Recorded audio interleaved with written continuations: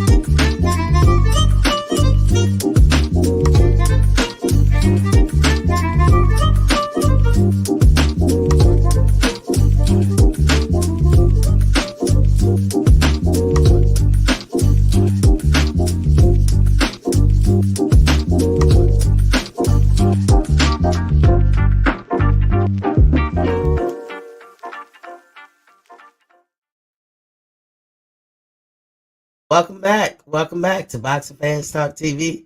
I'm your host, T to T. You can refer to me as Miss T. Don't forget to like, share, and subscribe. Subscribe if you haven't done so already. If you already have, you're locked in. You don't need to do it again. You can share the video. You can like the video. If you're watching me on replay, go ahead and leave a comment at the bottom, and I read them, and I take everything into consideration. I'm open minded, but I'm always me. Uh, Remember, lean on that leasy when you step into my heezy. Or just hit the damn like button when you step into my square circle. That's what y'all can do. If you're watching me through Facebook, come on in through the YouTube and hit the live icon and everything.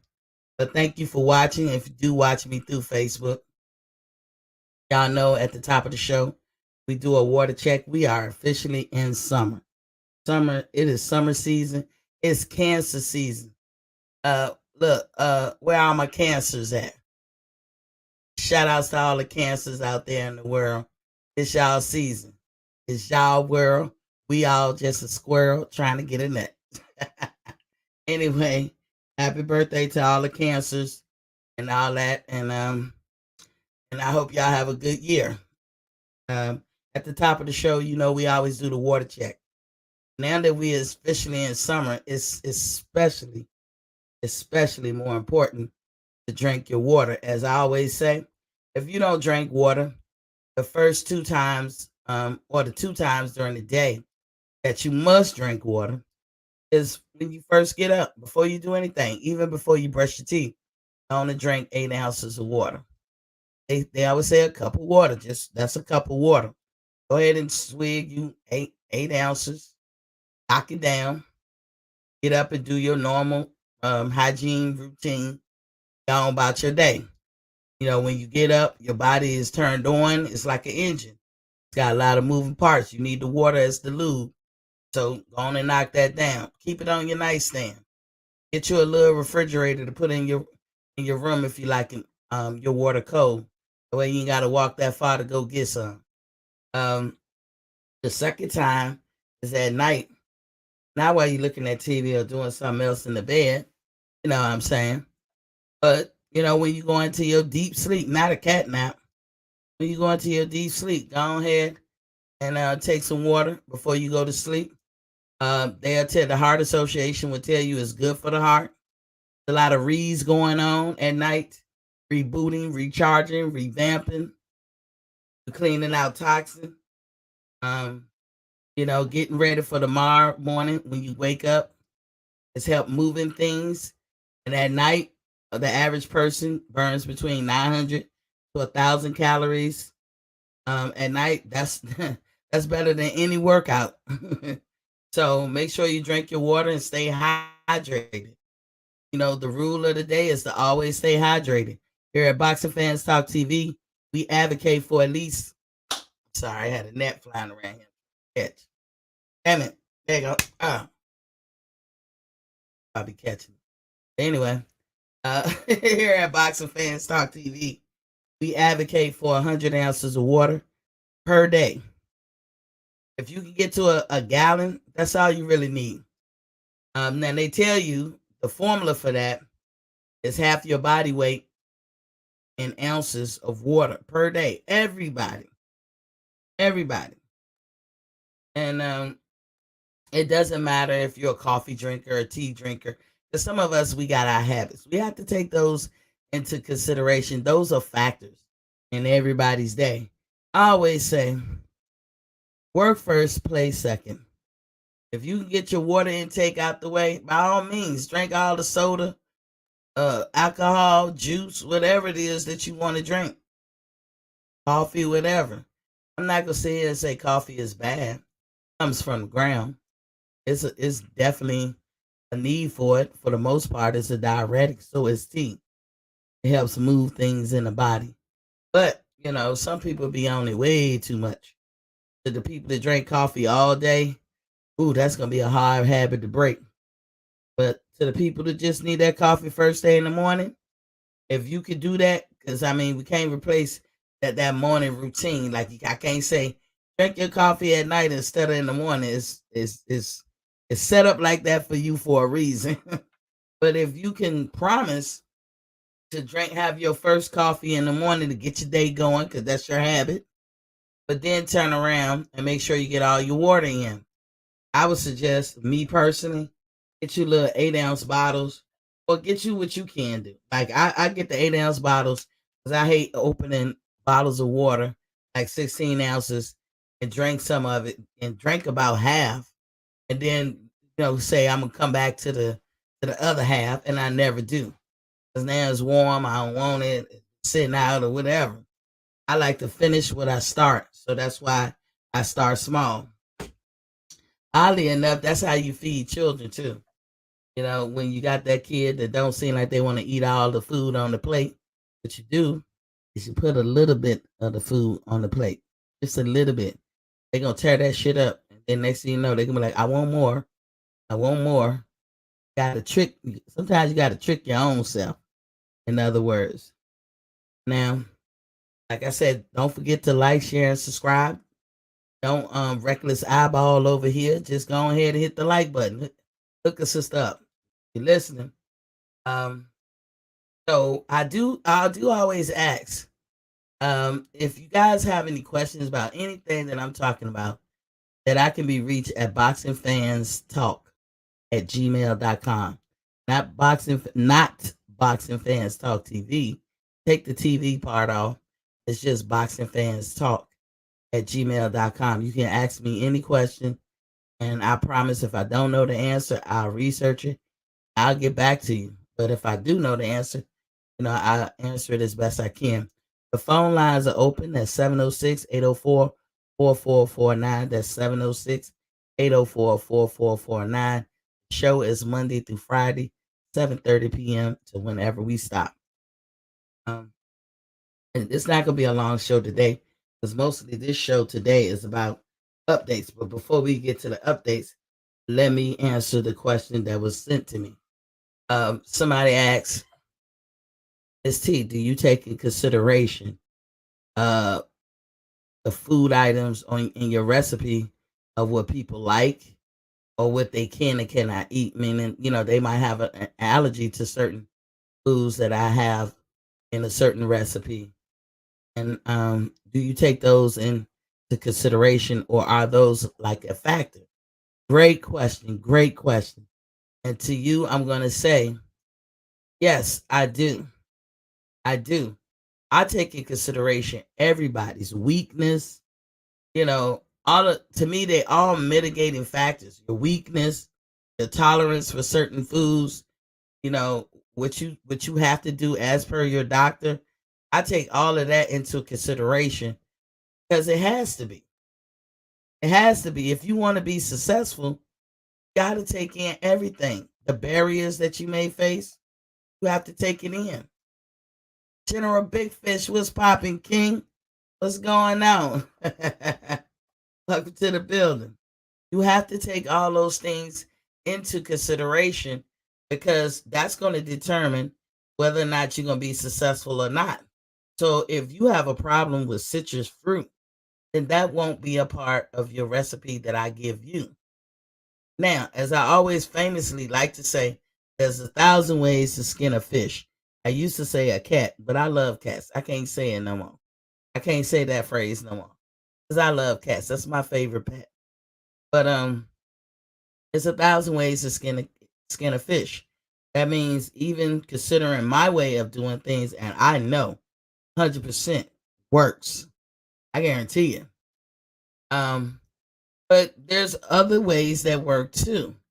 I take into everything to consideration.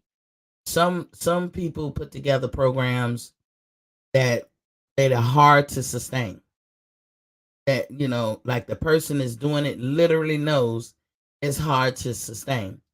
I try to put together programs that you can sustain forever.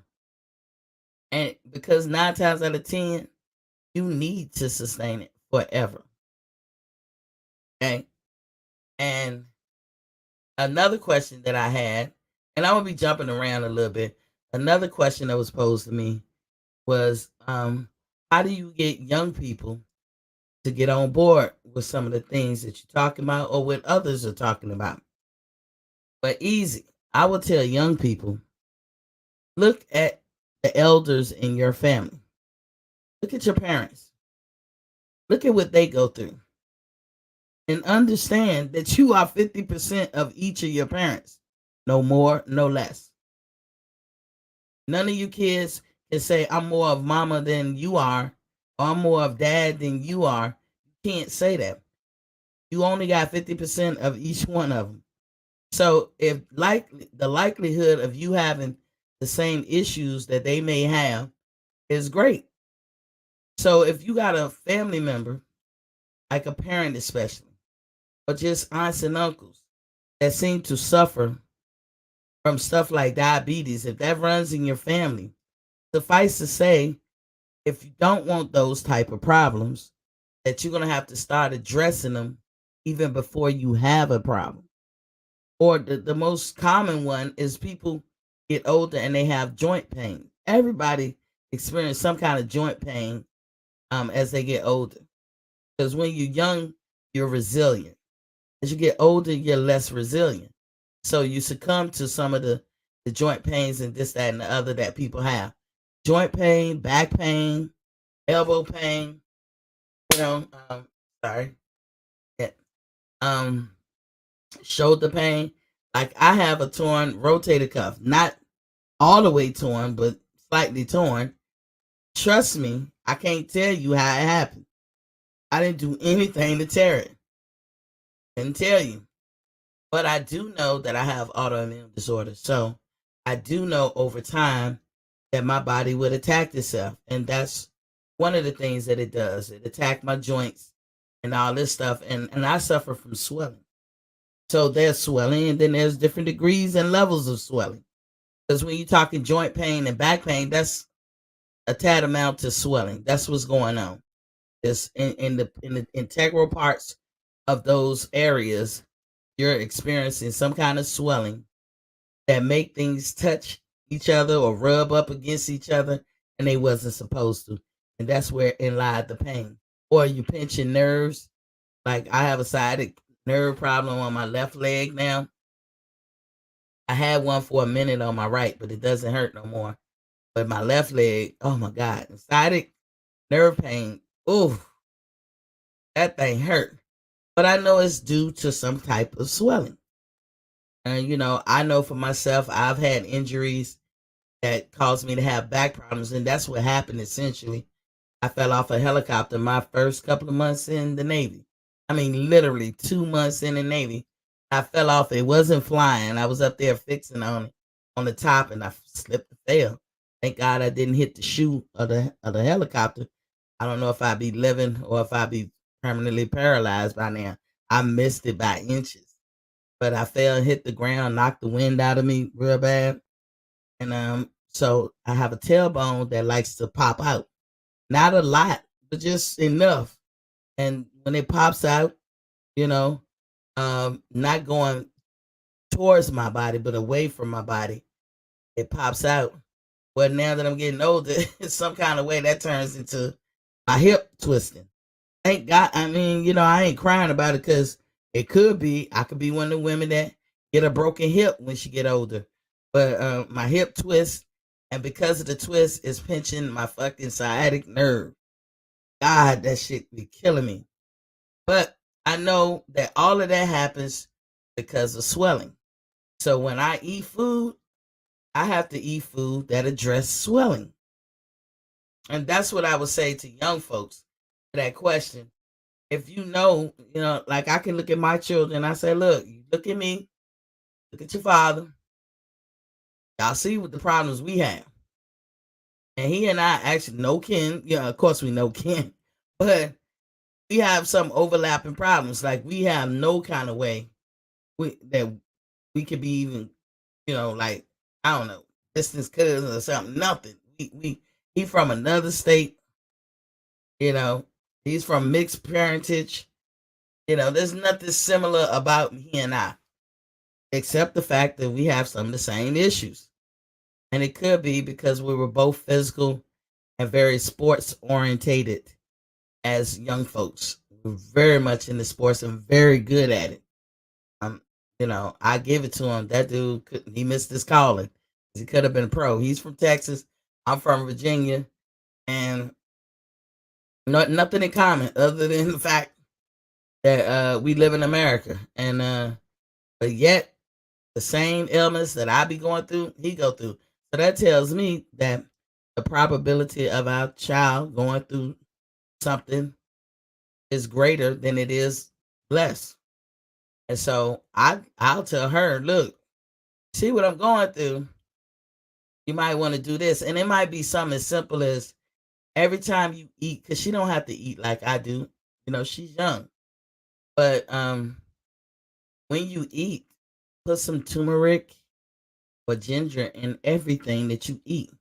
You ain't gotta pile it on to the point that it throws the taste off of what you're trying to eat or with how you like for it to taste.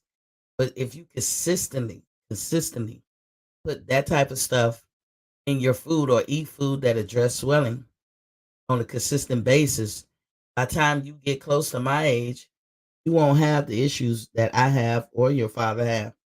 You won't have those issues because you've been addressing it for all these years. There's a difference between acute situations and chronic situations. Like when we talk about swelling, you can have a lower back pain that comes once a year, twice a year, or you throw your back out or something just by bending over, picking up a pen or pencil, and it's acute. You go to the doctor and you say, "Hey, I got this issue. It's acute." Jaguar Black is in the building. What's popping? Yeah, hello. Um, are you queen or king? I'm not sure, but I'm gonna say welcome to the building.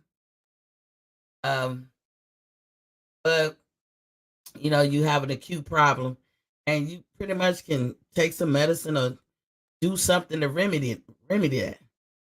But when it's chronic, that means it's happening rain, snow, sleet, or hell. And you no longer say that it's just an acute problem or it's just, yeah, I got some swelling back there. I took some because normally what they give you for swelling is some kind of steroids. Oh, okay. Jaguar Black said, I'm a queen or a king. Okay, I feel you. I would say, I don't know. I would just say welcome to the building. um, but yeah, it could be, you just take that one time thing and you fix the problem. Or you got one like I do, they already know my name at the ER. It's mine is not called just swelling. It's called edema or angioedema. Because this is that detrimental, that is life threatening. See, this is what I mean by degrees and levels of swelling. But you know how you can inoculate yourself? This is what I tell young people. You know how you can inoculate yourself. If you don't know, read up on that. But keep it more simple. Every time you sit at the table, probably since you was young, you be adding salt and pepper to your meal. It don't matter what meal, or those people who put hot sauce on everything. It don't matter what meal somebody make. Got your little bottle of hot sauce or your salt and pepper in your bag. You adding it to every meal. Well, I would say do the same thing with swelling type of food items that address swelling. Start doing that now. It don't have to be in such a way that it changes the whole taste. And even if you taste it, like me, I have a strong sense of taste. Probably because I have a strong sense of smell. But even if it's an acquired taste, acquire that motherfucker. That's what I would tell young folks. Start doing that now. And then later on, you're gonna skip past the issue that your parents might have had or other people, elder people in your family had, or that runs on your side of the family of swelling or whatever it is, or diabetes. If you know diabetes running your family, you already know that as a young person, you should address, diabetes when you're young, when it's not a big to do. Find a healthy balance of all this Western food that you eat versus what you should eat. Just so you can skip past the metformins and the shots of insulin in your stomach and all that stuff. There's things you could do, but that's what I would say. And as far as taking into consideration your likes and dislikes, I do. Because if I don't, when I prepare your routine or your meal for the month, you're not going to stick to it. It's more important to me that you stick to something that you can do than to just be going all out doing some whole bunch of shit that just sound good and look good for the moment. Jaguar Black said, no, I'm asking, am I a queen or a king? I thought I heard you ask that. Yeah, I did. So I don't, because I don't know. Jaguar could be guy or girl. I don't know. And last time I was calling Renaissance Rain Jaguar, I was calling them king and that was a queen. She's like, I'm a queen. Have you asked the other questions about winning the TV? No, because I don't have 1,200 subscribers. Yeah, that's a good point, Jaguar. I do have a 55-inch TV to give away. I honestly don't need no more TVs in my house. I got so many TVs. I be giving away the TVs that are used in my house. But this is a brand new TV, and it's a QLED, and it's a smart TV. It's in this box. I never took it out. I bought it during the holidays, during the Christmas holidays, because I was holding a raffle locally around here. Nobody won. And I'm not that one about, I'm going to just give it to you. You was close enough. No, it ain't going to be no close enough. It's going to be exact. So if you win, you win. But I got a TV. But once I get to 1,200 subscribers, the day I see that number hit 1,200, that's the day I'm going to hold that raffle. And the first person to email me the right answers wins the raffle. And if you live in the 48, then I'll send you the TV on my dime, you know. But I do offer, like, now, it's going to be like 4 or 5 questions. I haven't decided 4 or 5. Hold on. Hold on, Jaguar said, "Oh, it's no problem. I'm a man." Cool, cool. Well, welcome to the building, King. Um, D-Lo is in the building. D-Lo 404 boxing. What's popping, King? Um, so let's say I ask 5 questions and you get 4 of them right. Well, of course the person gonna win is the first person that get 5 right. So what you have to do is, in order for me to give you credit for that one that you got wrong, send me 10 subscribers. If you recommend 10 subscribers, you better email me and say, "Hey, this person that's subscribing, I sent them to you." Then I'll give you credit for that. So then I'll change your wrong answer to right. That's a way around it. Um, I can see everybody who subscribed to me, y'all. And that's one of the first things I'm going to check. When I go to try to say, "Oh, you're a winner," I'm going to look in my list of subscribers and I'm going to see if you subscribe. If you did not subscribe, you can't win the prize. That's all you got to do. That's all you have to do. You ain't got to pay nothing. I'm going to send it to you. Now, I tell you, if you live in Alaska and Hawaii, I'm not mailing no TV out there. If you live in U.S. territories, I'm not mailing no TV out there neither. So the Caribbean, Samoa Islands, where Guam or whatever, anywhere that we have territories all over the world, I'm not mailing it out there. But if you know somebody in the 48 that you want me to mail it to, I'll mail it there. It'd be up to them to get it to you from there. That's a way around it. Jaguar Black said, "Yes, I feel you. I just asked because I got the first question." Okay. What's your question?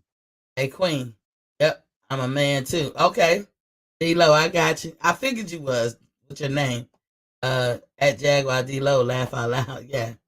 Yeah. I don't want to be calling no man a queen and no woman, no king. You know what I'm saying? But so yes, I do have a business on the side. And I call it a business because I take a lot of time with it. I do a lot of investigation and research, and I cater the services that I'm offering to you specifically for you. There will be people out there that have your same issue. So I can't say that there won't be no overlap. Like a person from Cali, and I send them a recipe for the month of a routine to do, and somebody in New York can have that same exact whatever because they got the same issues. You know what I'm saying? I'm not a doctor, as I say. I don't play one on TV. I inadvertently, I can't be more clear about this because some people like to hate and just be facetious for no reason or give pushback or be antagonistic for no reason. So I always talk in a way to address that ahead of time. Look, I inadvertently stumbled onto this thing that I'm doing now for selfish reasons. Good selfishness, but selfish reasons. You know, for my own health. I tell you the story that I used to take 15 pills a day. And it was going to be more and more and more. And who amongst you want to take 15 pills every day? Who wants to do that? Jaguar Black said Hawaii and Alaska got different mailing standards. I'm not even trying to mail out there. I don't know how much it's going to cost. But in my head, I'm thinking it's going to be a lot. But the 48, yeah, I'm with the 48. Um, I didn't want to take 15 pills a day. It's that simple. And it dawned on me. I wish it dawned on me when I was younger. That, hey, you know what, T? If they make a pill or a situation medically to handle a defect or deficiency in the way your body is functioning, how did they know to make that pill? How did they know to make it? How did they know it could be done if they didn't see it done already? People are clever and they will amaze you, and they're very creative. But we ain't that goddamn creative. You know what I'm saying? We are not that damn creative. That's why Black said yes a lot. Yeah, I ain't gonna even fool with it. So when they come up with things like food to suppress your appetite, or I mean not food, but pills to suppress your appetite, they medically came up with it because they know that that's a problem for people, and they know it can be done eating naturally. They know that, but they know people like shortcuts. They know people don't that they can surmise or guesstimate that people is not going to sit there and pull up all the foods that could do that naturally. They know that. They know people rather just get a shot or take a pill. They know that. So they looking at it all geeked out, because that's the only way they can explain it. Because your body parts send messages through to your hypothalamus, I think, or your brain, somewhere in your brain. And based on what your body has said to your brain then sends out an order. It's all like a big mailing system. They talk back and forth. So, like, for instance, if your thyroid gland is not putting out enough T4 cells, your body sees it, it registers it, and it tells your brain. And then your brain said, oh, let me send a message directly to the thyroid gland. And, I'm not even going to leave it up to speculation. You go ahead on and release, I'm going to say a number, even though it's not quite like this. You go ahead on and release 100 of them motherfuckers. Because that's what your body needs. For some reason, you're releasing 15 and you need to up that. For some reason, you need 85 more. That's what we know that your body needs. So I'm ordering you, thyroid gland, to release a total of 100 a day. So if you release a 15, I order you to release 85 more. And your thyroid will get the message. All this shit happened in less than seconds. And your thyroid gets the message, and then it does exactly what your brain told it to do. Okay? And then your body functions the way it's supposed to function. Same thing with being hungry.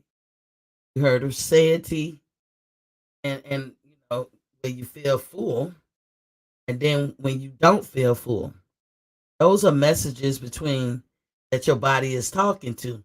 But the problem is, it's not just you think it's your stomach talking to your brain, but no, it's your pancreas talking to your brain. We talking about hunger, this, that, and the other. So when I was talking about they made pills and shots and shit to address people's appetite, they saw it done naturally. So they try to mimic that and make a pill. But when you making a pill, no matter how teeny that pill is, it has fillers in it. The fillers are usually sugar that you cannot digest, that your body don't like it. And to the degree that your body don't like it, that's individual. But your body don't like it nonetheless. So you get side effects.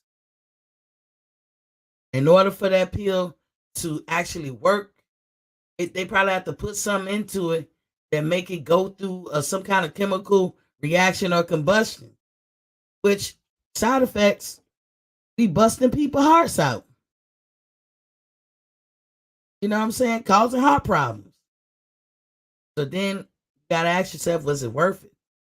When clearly there's food that you could eat that does none of that negative shit, tastes good going down, and do the trick every time. So that's, again, when I talk about, to the people who ask those questions, I take all of that stuff in consideration. Like for me, I can tell you, prepping food is a barrier for me. It is really something I got to work with. PGH Big Dog is in the building. What's popping, King? Yeah, I say a perk a day keeps the doctor away. FK a apple. Just joking. Fuck an apple. Perk. Okay, I hear you joking. Yeah, but so I have inadvertently, because of the fillers in the pills, some of those pills were necessary. I just was like, I can't. You know how it feels to get up and take pills, and then sometimes you got to take some pills and wait an hour before you take something else, and this, that, and the other. What's up, Caps? Yeah, I I just knew turned you it. was You coming. know what I'm doing? My basic, waiting for my son and all that. But I hear Yeah, something yeah, about yeah. I do. thyroid. Yeah, I hear something about thyroid and releasing the hormone and everything. And I'm like, oh, okay. She's talking about the signal to the brain and the reservoir, the T4. I was like, oh, hold Yeah, on, let me hear what she got to say. And I said, let me just talk to you before my battery die. yeah, yeah. Look, well, plug up. You know, I made room for you. That's why I dropped the link. I said it's Right, Thursday, right. Caps Day. It's Caps Yeah. Day. It's Caps Day. Yeah, I Yeah. don't, I don't, I don't even have my battery charge or whatever. I don't even have it. Oh man. But it's all good. I got, Yeah, I got yeah. some good percentage. But yeah, yeah. Continue talking. I didn't. I just caught it, but I didn't know it was when it was about boxing or you talking about health. So, you I know. only got updates today about boxing, but they small, so that's why I decided that, unless I have a big show to do, because I Uh-huh. have a show that I do on Sundays, and it's the same icon, Boxing Fans Talk TV, but I Right. call my those episodes "Finding the Health in You." And I tell and all the stuff that I went through, Hmm. when I think about it deeply, I think about it like I was probably meant to be a testimony or to help others. I think this is why I went through all this stuff, because when I was going through it, I felt like, it's so unfair. Why me? You know what I'm saying? And Right. then as I get older, I'll be like, why not me? And I hope to be when nobody was there for me. I didn't have nobody to talk to me to tell me these things. And Mhm. I don't like to be talked to like when I go to the doctor and be kind of clueless and having to Right. try to stop them every time. Like, what do that mean? What do that mean? So I'm a geek anyway. I'm a nerd anyway, y'all. Mhm. So I learn everything. I do a dumpster dive on all information. And if I want to do something, I'm like that ultimate scientist. I really do see myself as a scientist because if I want something, there is nothing that I can't do. That's how I think. So I didn't want to take 15 pills. Think about this, y'all. I'm not a doctor. Mhm. I've been sick, boy. Lord have mercy. But I didn't want to take 15 pills. It's what I didn't want. And I meant, shit, that shit ain't going to be my life story. I'm not taking 15 pills. And y'all, I don't have small medical issues. I have big medical issues. You know what I'm saying? Life threatening medical issues. But the pills they give me is so I can live. But I don't want to take 15 pills. So I had a thought in my head in my early 30s, like, well, hell, if they make a pill to do it, they must have seen it happen naturally. So I Right. said, I know you always hear let food be thy medicine. So I went and started just investigating food, just doing researches out there for the free. And Mhm. I learned the properties of these foods and when you put them with other foods, what they do. And I started making recipes. And I cured my own self of a lot of shit. I cured my own self. Yeah. I'll be here all day trying to tell you what I cured myself of because I have autoimmune disorders. My body attacks itself. But So mhm. I took anatomy classes too. I was trying to go to school for ultrasound tech, and when you do that, you got to take a lot of uh, anatomy type classes. So I learned how the body parts and how the body functions. Period.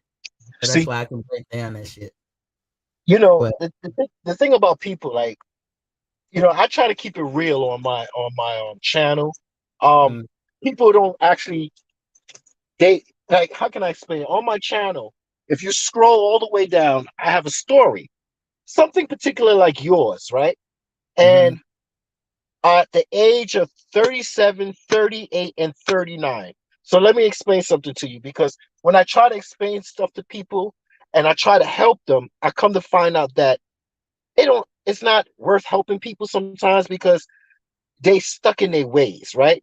But I put the information out there, so I always stay true to my game, and I try to say maybe somebody else feel this way and they don't have another thing. And I also study anatomy. You know when I study anatomy? when shit started going wrong with me. Right. Right. Because you're trying to find a cure. So what was going on with me was depression. I had depression 37, 38, and 39. And I'm like, why do I have depression? Why everything is okay in my life? Why do I feel and no one doesn't understand, can explain depression? They can't explain it. My money is good, family is good, my health is good, everything. Well, I think my health was good, but I couldn't figure out why I kept getting depressed. And then when you guess what happens, the chain reaction. When you're depressed, you don't want to go to the gym, you don't want to have sex.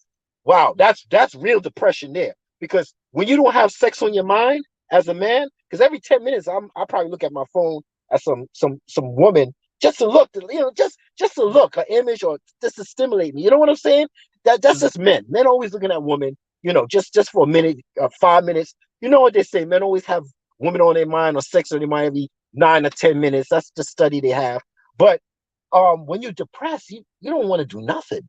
And I'm like, why am I feeling depressed? And then I'm saying maybe it's schizophrenic but I'm too old to have schizophrenic. I'm in my late 30s. And I'm like, maybe it's a bipolar, maybe it's something because my father, he's schizophrenic. My mother, well, she was bipolar because of drinking and whatever. Her mood changes. I think that's whatever that is. I don't know. But I was trying to read if I was predisposed, maybe my father, maybe I got some of his genes in a different kind of way. Maybe it's not named schizophrenic or nothing.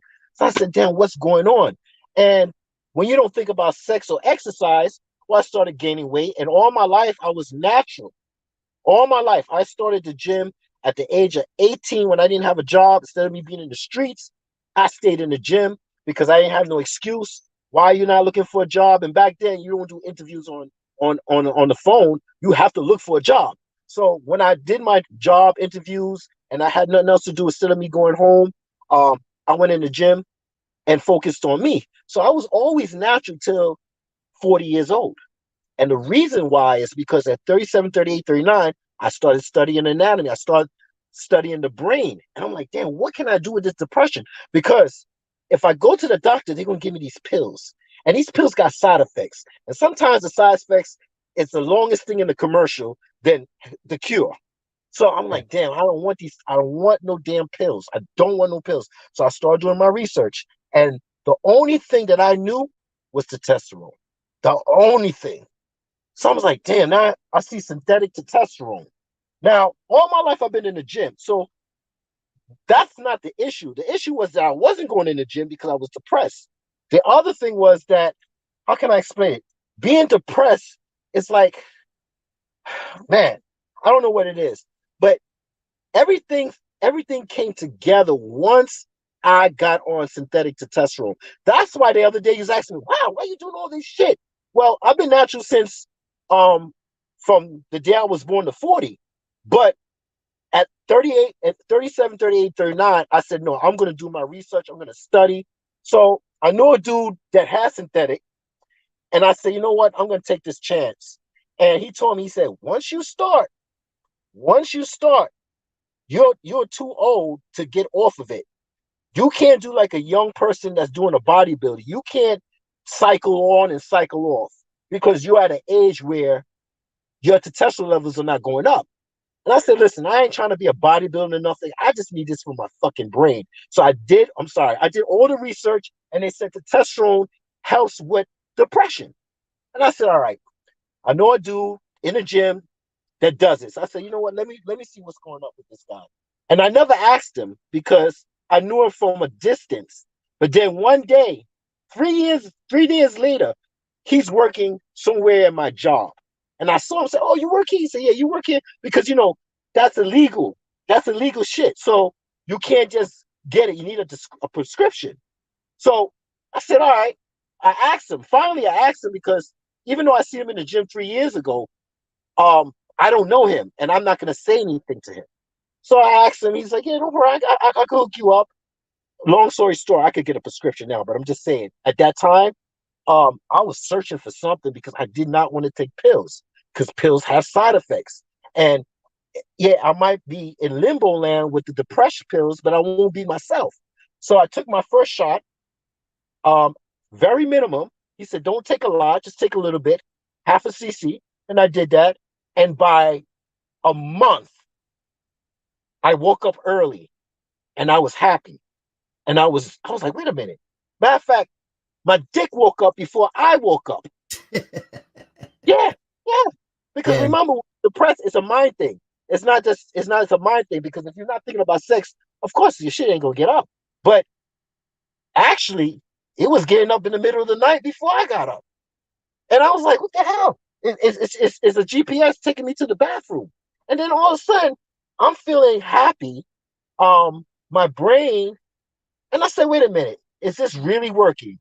So I went on it for 2 months and I said, you know what? Let me do an experiment. Let me get off of it. Man, I did 2 months. I started feeling better. I said, you know what? I don't need it. Because I'm not a person that could do something on a regular. I'm not do like if I take something, I'll forget to take it again. I really don't want to do it. So I said, all right, let me not do it. The symptoms came back again. Getting depressed, not want to do anything. I said, all right, I'm going to do it. So I started TRT at the age of 40. I am 49 years old right now, and I'll be 50 next year. And I feel good. I don't got no problems. I wake up in the morning and I was like, wow, my research really worked. Because I always like to be natural, but realistically, when you start getting up there in age, certain symptoms happen. Everybody's Mhm. predisposed to medical problems. If your family has this, 9 out of 10, you might have it. You might have gout. I might not have gout. You might have gout. So everybody's predisposed, so you never know what you're gonna have. But my shit was mental. And I'm like, damn. But it worked out pretty good because I've been in the gym all my life.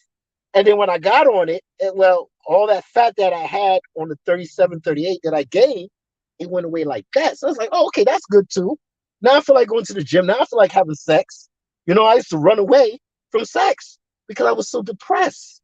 Like I really didn't want to be bothered. Like I would just want to sit somewhere in the corner, don't want to be bothered. It's kind of hard to explain, Lady T, but that feeling, even now, if I take a shot and I don't want to take a shot for the next 3 weeks, I could feel when it's coming on, and I could feel my brain acting different and shit.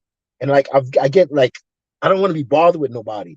So now I know I got to be dependent on it, and that's not. And I said to myself, I don't mind being dependent on it. You know why? Because when your ass gets sick and you got to go to the doctor and say you got to take these pills for the rest of your fucking life, well, I've just medicated myself, and I'm good with it. I'm good with it. And I always take the least. I don't take the most because if my body's dependent on it, I'm not shooting to be like a big bodybuilder, even though I look like it. All right, I'm 200 pounds. I hate being at 200 pounds. I like being at 185. But I'm just saying 185, 195. But I'm just saying, people say, oh, you're taking TRT. Uh, you're looking really big. But guess what? When you're young, these dickheads don't understand. When you're young, your testosterone levels are going up. Yes? Yep. That boy that's in the gym working out, well, he's working his testosterone for the benefit of his muscles. The one that's not working out and is playing video games, yes, his levels are going up, but he has nothing to show for it. Right. You understand where I'm coming from? Because he Well, didn't well, put you the know work. what they call that. You know what they call that. But Energy is never stored or wasted. In science, energy is never stored and wasted. It that's don't right. ever go away. So you either gonna use it. Only Or way to leave it. go away, use it, or it'll backfire on you and everything. So that's kind of what that is. That's what it is. So I don't know. I mean, listen, because I tell people that's because you're young and your testosterone levels going up. If you ain't using it in the gym, you're not going to see any progress. That's like my son. I tell him, go to the gym. You're 16. You're going to start seeing progress. You do your leg workouts. You do your workouts. Use it as your benefit because you're on your way up. By the time you turn 25, that should start going down, depending on certain people. Because I see people that's 60 and 70 years old in the park, in the gym, working out, and everything is good. So I'm saying, well, why can't I be like that? What's going on? It's a mental thing. It's not a physical thing. So when I looked and I did my research on testosterone, and I read a lot of stuff on a lot of books and stuff, and watching channels and really thinking about should I make this change? And once I did it, man, it was over. I said, forget it. I'm gonna be on it forever. And hey, So And I got a video on my channel explaining this. I'm not hiding this because I know there's somebody that's going to feel suicidal at the age of maybe 40, 50, 60. Everybody's different. There's no cure for everybody. Everybody's different. So if somebody like, wow, maybe this, but these old jagabat motherfuckers, they don't want to listen. They don't want to take nothing. But they're the same assholes that go to the fucking doctor and then they'll say, doctor, well, the doctor told me I got to take this for the rest of my life. Well, you idiot. I was trying to tell you that in the fucking first place. But you know what? Sometimes you just put the message out and if whoever grabs it, grabs it. It's like no one told me. I had to do my own research. Just like you. I had to do my own research to find my own cure. You understand where I'm coming from? I feel you. Let me get some of these chat. Jaguar Black said, that's really cool for you to do and that it worked. Yeah, and he said facts. He talking about you and side effects are not worth it. And then he said, wow. And he also said, yes, sir. It's all in the head. With that said, it's also easier said than done to deal with. So let me take you to another level, Caps. Let me take you to another level with it. Y'all make sure y'all hit that like button. Y'all getting some good info right here. So I'm gonna tell you that I always say famously, there's more than one way to skin a fish, right? That means there's all kinds of ways to get the results that you say you want. So this next level, I'm gonna tell you. Have you ever heard of people saying, "Let food be thy medicine"? Food? Let food be thy medicine. You ever heard of that? Okay, that's a factual statement.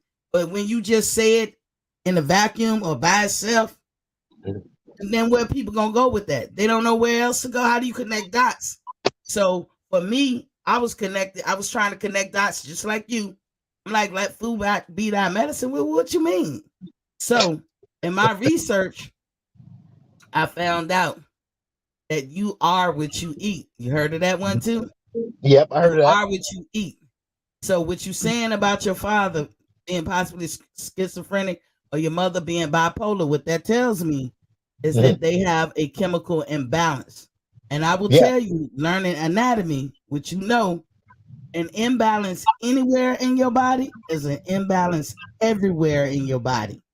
Period. Do not stop, go. Recognize that, embrace it, everything, because if you have an imbalance, there's what you paying attention to, like you say, you only care about the stuff that affect you socially.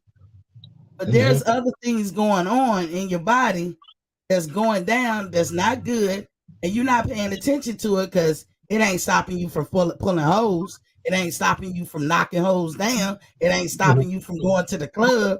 It ain't making you, it scars on your skin and shit or losing your hair. So you ain't worried about it, but it's doing something to you nonetheless.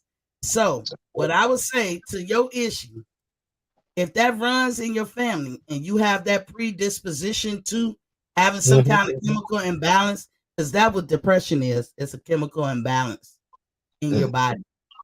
That's what make people be bipolar, mean as a motherfucker, overly happy, overly crybaby, overly sensitive. It's the yin and the yang on each end of the spectrum.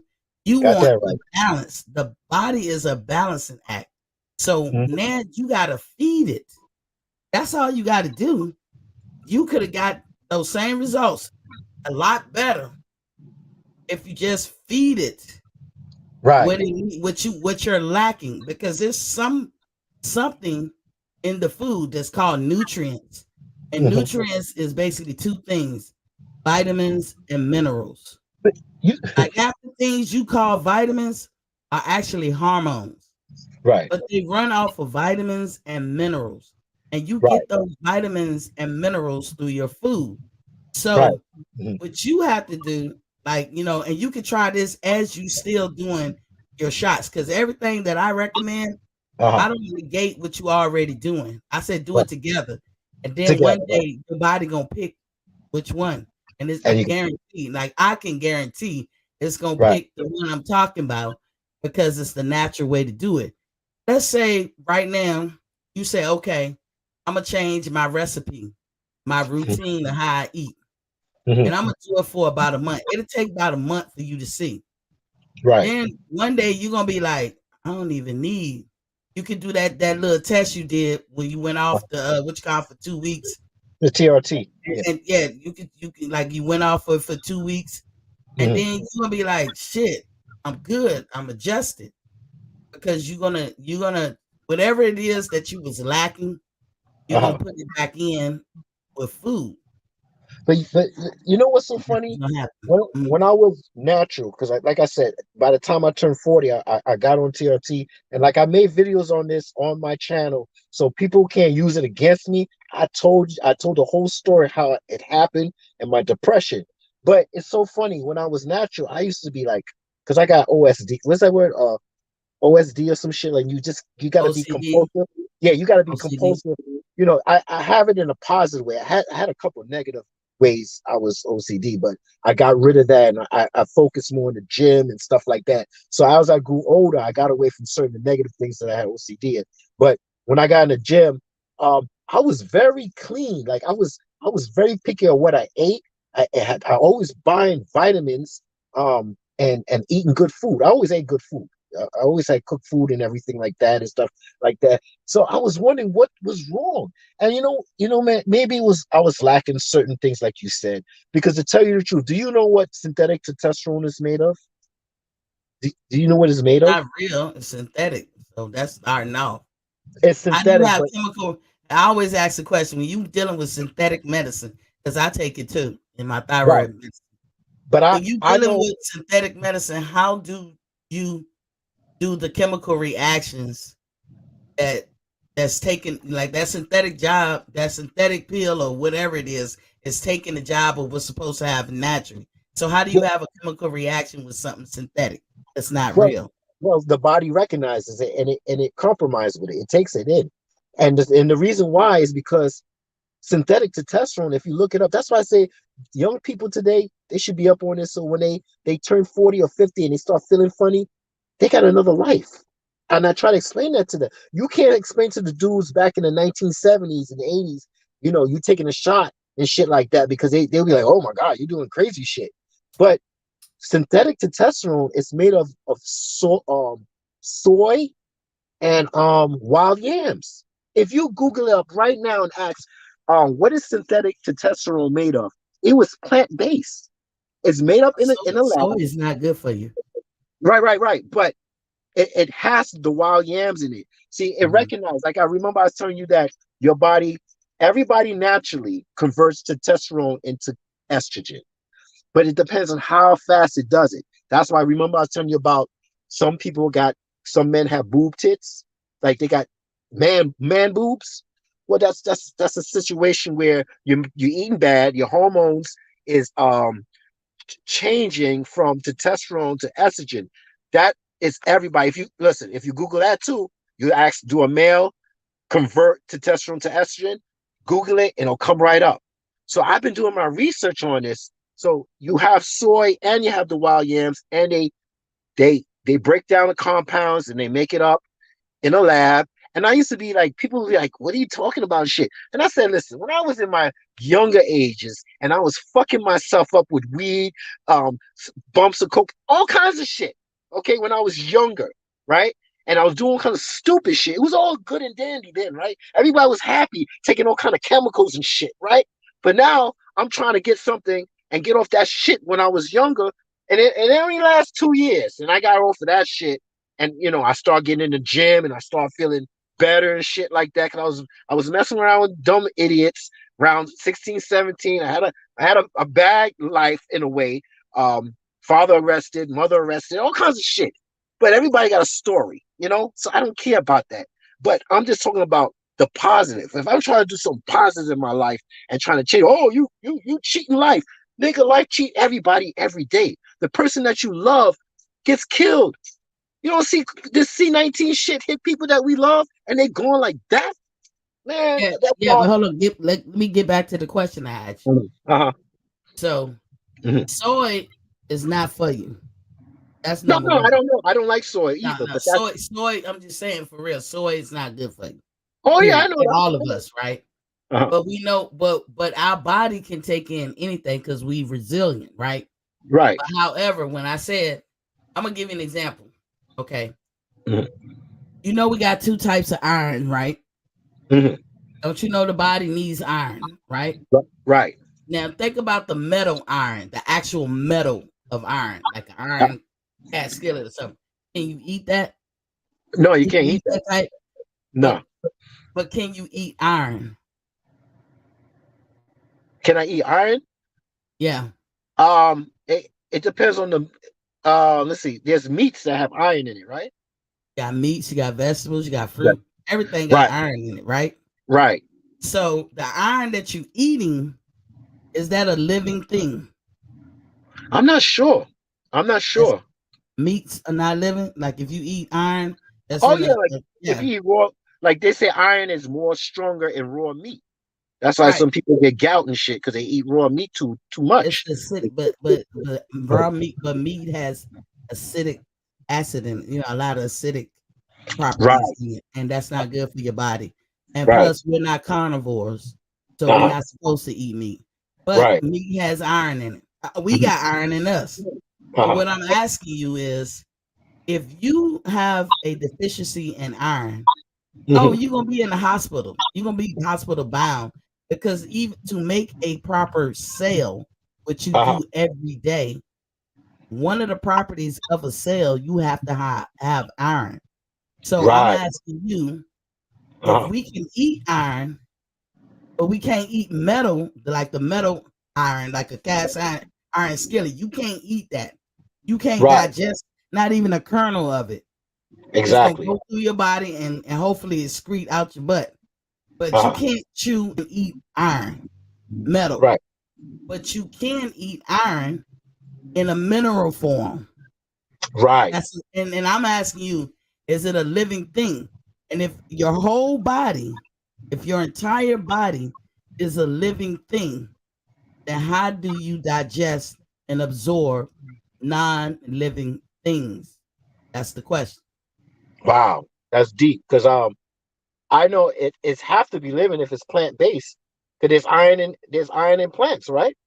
It's iron in plants, it's There you iron go. in fruit, it's iron Right. in meat that we cook Right. up and eat. So Right. how can you digest something that's not living if your entire body is a living organism? Mm. Uh, that's a question So you got to answer for me. so you can't digest. That's what I'm saying. We Uh, get the information. We know we can't eat a cast iron skillet or iron right. fork or pole or something, but we Right. know that iron comes in two forms: Mhm. minerals and the metal form. We Right. can't do nothing with the metal form of it, but we Mhm. can do something with the mineral form. Now, Right. if you're eating something that you can't digest, that's not good for you, Uh huh. it's going to negate the other things. Like you just said, testosterone, synthetic testosterone is soy And and wild, yams. and Yams, wild yams. Yeah. wild yams. Then yams you can digest and absorb, but Mhm. you can't do that with soy. So Mm. your body is resilient. It's gonna take it. Just Right. like a lot of rice that y'all find in the supermarket ain't nothing Mhm. but plastic. You Right. eating it though.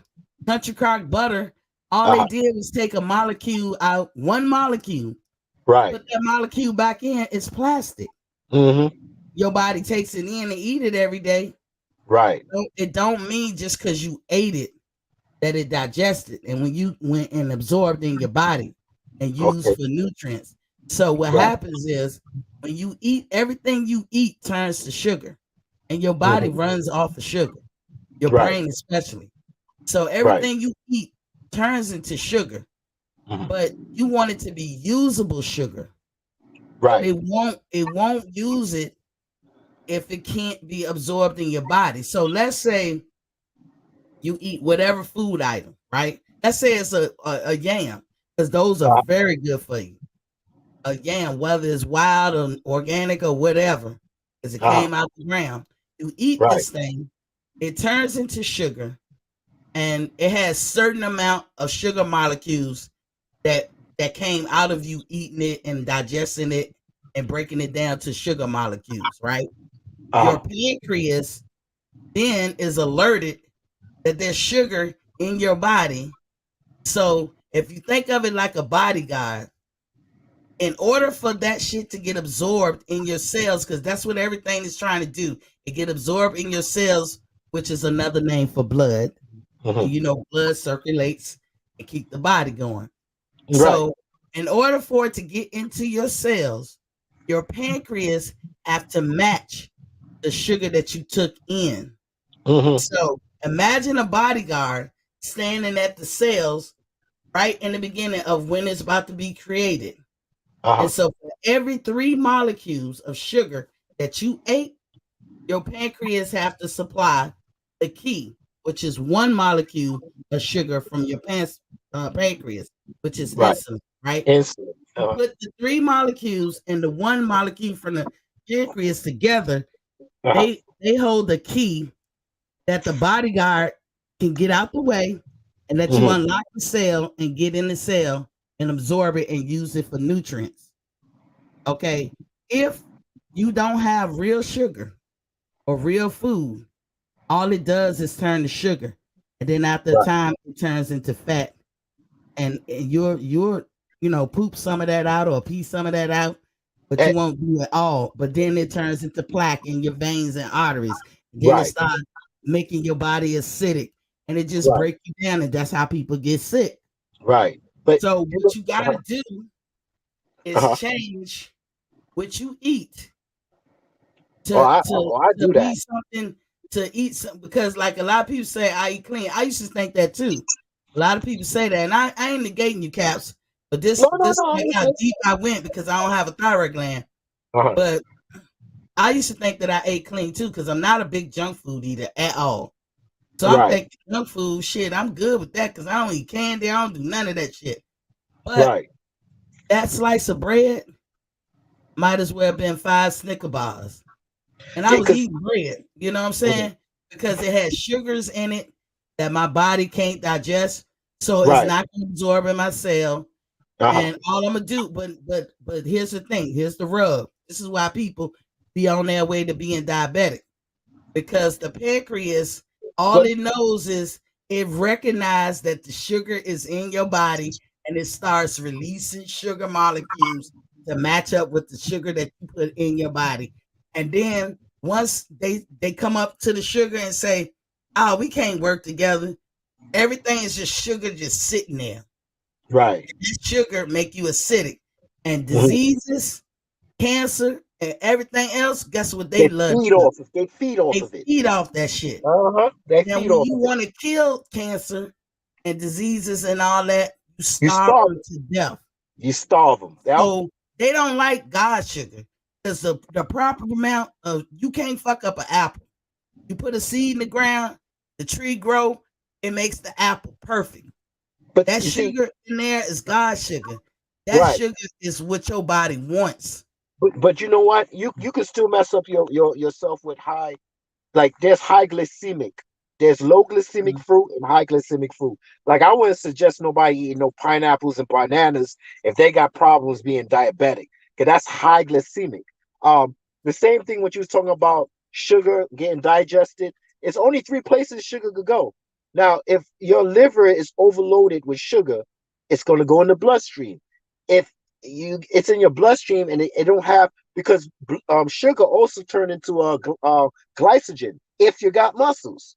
So if you have muscles, that sugar turn glycogen. Even if it's refined, it will go into your muscles. It will go in your bloodstream if it overloads in your liver. So a lot of people don't know that, and they half-ass. Like I half-ass sometimes, but I know when I'm on TRT that I gotta be careful what I'm eating because I can accelerate my death also. So I have to watch what I eat. Like if I used to eat bagels, right? I used to have bacon, egg, and cheese and all that nonsense. And I used to get fat in no time with eating 5 bagels, like 1 bagel a day for 5 days. So I used to tell the man, just take some bread out the middle and then just get the egg white and stuff like that, and no bacon or whatever, because I like bread. So after a while, I just got a platter and don't eat bread at all. I know what's caused me to gain weight, but people doesn't know that if you don't have muscles, well, if you eat too much excess of sugar, it's just going to go in the bloodstream, and what happens? You get triglyceride. That's the But let me sign. let me get let Triglyceride. me give you let me give you a fun fact about that. A lot of people say that, and that's true. But Mm-hmm. that's only true when you're Mm-hmm. doing both. Mm. When you're doing one, Uh-huh. that's not applicable. So Mm. if you only eating fruits and vegetables, you can eat all the sugar vegetables you want. It's not going to do nothing to you. And you Right. mix. You say, well at lunch I do nothing but fruits, sweet fruits, and all Oh, this stuff. But at dinner, I have me a whole regular meal, some rice, maybe some mashed potatoes or something, and some bread or whatever. Yeah, you're gonna have a problem because a positive and a negative equals a negative all day. so But if I you do agree. positive and a positive, you always gonna get positive. When you're doing God's food, I Right. call it God's food, meaning come out the ground. Uh-huh. That all of that stuff is not applicable. You can Right. eat. Right. That sugar is not gonna bother you like people think it will. Like It refined doesn't. sugar. And all I can tell anybody is to try it and then see and then come back and say, did it bother you? Because I'm telling you, it doesn't. Uh, Well, let me well, get some of these chats. Let me get some of these chats okay. right quick. Because All right. Jaguar talking to us too. Yes, it is the reason you will get a boil anywhere, staph infection bumps. Yeah, those boils are impurities that's trying to leave your body. That's what acne is too. All of it is under the umbrella of herpes, by the way. So in case anybody didn't know that one, Jaguar Blacks have greasy skin and a lot more. Alkaline water is the best water, to a certain extent, because you have to have that balance. Like I said, the body is a balance, so you want to be neutral. You want to have that neutral water, like in the middle, not too alkaline and not too acidic. They block out the sun for a reason, and one reason is without pure sunlight, it hurts your body. Um, Now, sunlight, they got UVA and UVB rays. UVB are the best, but it's hard to take one of the two. When the sun is out, the sun is out. But the sun is good for you. But when you have issues like eczema, psoriasis, or any kind of skin disorder, the sunlight do be hurting you. So what people do, even though it's a cure to those things like that and salt water, oh my God, will cure any skin disorder like big time, better than any medicine they could give you. But it hurts, it's painful when you do have the issue. So a lot of people just they be like fall back and wear some long sleeves or whatever. He said having your own garden or just eat fruits and vegetables without the chemicals. Real meats are actually fruits and vegetables. And yeah, you don't need meat because we're not carnivores. Let Jaguar, me, yes, it is. Or then and I'm almost at you can uh, get protein from nuts, so not meat. Um, you can get protein from meat. It's just not the good protein. You're not a carnivore. That's what I mean. Yes, there's things. Everything got protein, even vegetables. Yes, ma'am, you can. I don't know. I don't know what we was talking about when you say yes, ma'am, you can. I'm not trying to get or sound biblical, but there's a reason why animals were created before man. We learn from them. Everything we need to survive in great health is here, but now it isn't free. And I'm gonna tell you some of your biggest mammals, because that's what we are. We are animals too. The biggest mammals, they're complete vegans. Great point, T. And said knowledge and understanding to overstand. You saying all the right things, T. And you said exactly. I guess exact nine or whatever. Exactly. Okay. but Facts, T. Okay, go ahead. Caps. no, no, I did all kind of diets. I used to fast. I used to tamper off fast. Like, if I get up in the morning, I eat at 8 o'clock. I'll stop. I'll eat at 9, and then a week will go by. I'll eat at 10. Then a week go by. I'll eat at 11. Then after a while, I get used to the fasting. I just go cold turkey and go fasting. So I know how my body is at 160, 165, 175, 180, 185, 190, 195, 200, 250, 15. I never went past 215, and I don't like 215 for me. So I also experiment with fruit juice, like from the blender. Like, when you go to the Irie Man and they make all the fruit juice, and I went on a fruit juice diet and I gained so much weight. And I said, why am I gaining weight and I'm still in the fruit juice? So I said, you know what? I'm gonna Did you change make this. the juice? Did you make the juice? No, I, Or I did you told him buy what I it? wanted. I told him what I wanted in the juice. And But did you you know, make huh? did you make the juice? No, I went to the juice. I used to make my own juice too, but I just noticed that it was hard for me to lose weight because it's sugar, yeah, but there's some juice that says some fruit juice or some fruits that's low glycemic, and there's some that's high glycemic. And I didn't know, and I was putting pineapples and bananas and all that high glycemic sugar, and I was gaining weight. And I said, all right, you know what I'm gonna do? I'm gonna make green juice. So what I did, I put a slice of apple, garlic, lemon, some greens, wheatgrass, all this stuff, and I lost all the weight. I only made it sweet with a little bit of ginger, lemon, and a little apple. I was gonna tell you, you got to make your own juice, people. If you're going Uh-huh. to buy the juice in the store, you definitely gonna gain weight because it ain't good. It's processed. If you No, make but your that, own juice, uh-huh, but you gotta mix it. You got uh-huh, like what you just said. If you mix it with greens, like vegetation, and uh-huh, some fruit, like evenly mhm, mix it. uh-huh. Boy, let me tell you, if I told you, Caps, I could give you a regimen because you already in shape. So I ain't Right. gotta give you like stuff you don't like. But I promise you, I can guarantee you, do it for 1 week. 1 week, Uh-huh, Cap. One uh-huh. week, and you'll pull off 20 pounds. But the you know what I used to put in my shots and my green juice? Turmeric. Oh my God. That's you, But yeah. that dude used to give me turmeric shots. Like it was so strong. So I used to say, look, give me turmeric, lemon, ginger, um, and just a little bit of fruit. And then what he did, get just a little slice of apple because I said I don't want no fruit juice. And I used to just drink that while I was fasting, and I would exercise on my fasting. Don't even drink that either, and exercise for an hour, just running, stop, relax, run again, like a sprinter, and I Mhm. would do that for like a whole You hour. call that hit training. That's Yeah, that hit hit training. training. Yeah. And then I lost so much weight. I also lost strength, Mhm. but it worked. And all I was on a liquid diet, man. My shit was so clean, no farting, nothing. I was like good. Yeah, So I, your poop even changed. You don't Your oh poop yeah, don't smell when you eat nah, clean at right, all. But see, exactly. what people call clean and what is actually clean is Uh two huh. different things. Because a lot of people think that certain things is clean, but they not. Hmm. But then when you really do eat clean, Uh huh. he was saying he was speaking of the sun heal wounds. It does, Oh but yeah. it's painful when you're going through a situation. Like I said, psoriasis, eczema, or some kind of skin disorder. It's not many medicines to address skin disorders, and that is the biggest organ on your body.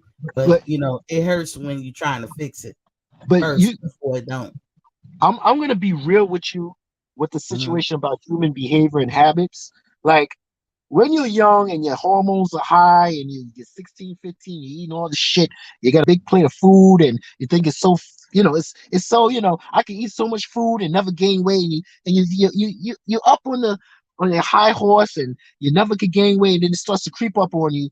Well, this is what the doctors depend on. They depend on you and your fucking habits. And your habits are when you was young, you had a big plate of food, you was eating all that shit, and then as you get older, you stuck with that habit. But guess what? Your body's changing. It's too late. So now you got all these habits, and that's what the medical dependent on. They only patch you up. They don't heal you. They don't fix you. They But, just patch you up. but a So lot of people don't take in consideration, Caps, that when you're young, when you're a kid, like the average 10-year-old takes 80,000 steps. I challenge anybody grown to take 80,000 steps. You gonna like I tried to kill you. You'll be lucky if you get to 10,000. 80,000 steps the average kid because they got this energy. Why do they have a lot of energy? Because when you come in the world, your body is at its best, and young people make a lot like kids. They make a lot of brown fat, not white fat, which is called not visceral adipose fat. tissue. They brown fat, Not not yeah, visceral fat. like Right. yeah, adipose tissue is what they call it. So you Adipose make a tissue. lot of brown fat versus white fat, and brown fat eats up all fat. I mean, it just that's why young people are Mhm. like they are. Plus, they got growth hormones that are turned on that get turned off after puberty. So this Right. is why when you get older, like you say, you start putting on weight because we Right. don't move like when we young. We don't have that energy because we don't have the brown fat like we used to. And to tell you the truth, the hormones. That's why when I started at 40, that's why I'm glad even though I was in the gym, I used to have that sense in my head that because I never liked needles anyway. And I used to like, oh, that nigga's on shit. I used to have that stupid shit in my head. And I'm like, I ain't doing shit. I'm natural. I'm good. I'm good. But then when I hit 40, I had no choice. Because I wasn't getting take no damn pills from the doctor. Because I see what happens to people on depression. They get other side effects. So that's the route I went, and I'm glad I went that route. But what I'm trying to say is that when you're young, a lot of people don't know that it's your hormones. Everything is your hormones. You go through puberty. Women go through menopause. Men go through menopause. That's what I was talking about with me. When I had mental issues at 38, 39, where somebody else won't have it that early. Maybe you will have it at 60. But I had it at that age. And I'm like, what the hell did I do wrong? I eat right. I go to the gym. Like now, let me explain something. Like my son, right? He's working out. I start putting him in the gym with me. He love it. Like I say, you can't buy ambition. So I don't have to push him. He'll go. If I can't go, he'll go by himself. So I used to train him and do all this stuff. You know what I lacked? I lacked cardio because I was trying to teach him how to build muscle. So a month went by. I went on the cardio machine, the running machine. I usually do 30 minutes on the running machine, 30 minutes on the stair machine, 30 minutes jump roping, and do another. I used to do 2 hours of cardio in different ways. My ankles and my Achilles heels was killing the shit out of me because I haven't done it for a month. I said, oh no. My ankles are sore. I'm walking like I'm limping. I said, even though you're taking TRT, that doesn't matter. You have to be conditioned and you got to keep doing what you're doing. If you don't, Father Time creeps up on you. The only thing TRT does is slow Father Time, but Father Time will always win. So people are like, man, you look so young for your age. Mhm. Well, I try to tell them, but they don't want to listen. And when I try to explain shit, they don't want to listen. So I'm like, you know what? I'll just make a video of it on my channel. If you see it, it's like far down. You'll understand it. If not, because somebody out there might have depression and they don't know what the cure is. Yeah, it's a chemical imbalance That's with that. exactly. Even with muscle failure and shit, the Uh-huh. myelin sheets on your dendrites, Uh-huh. that's a little deep, but we talking about your nerves when I say that. The Oh, myelin sheets can be deteriorating, and that's why people be having problems with their muscle. But I'm telling you, you feed all this stuff with food.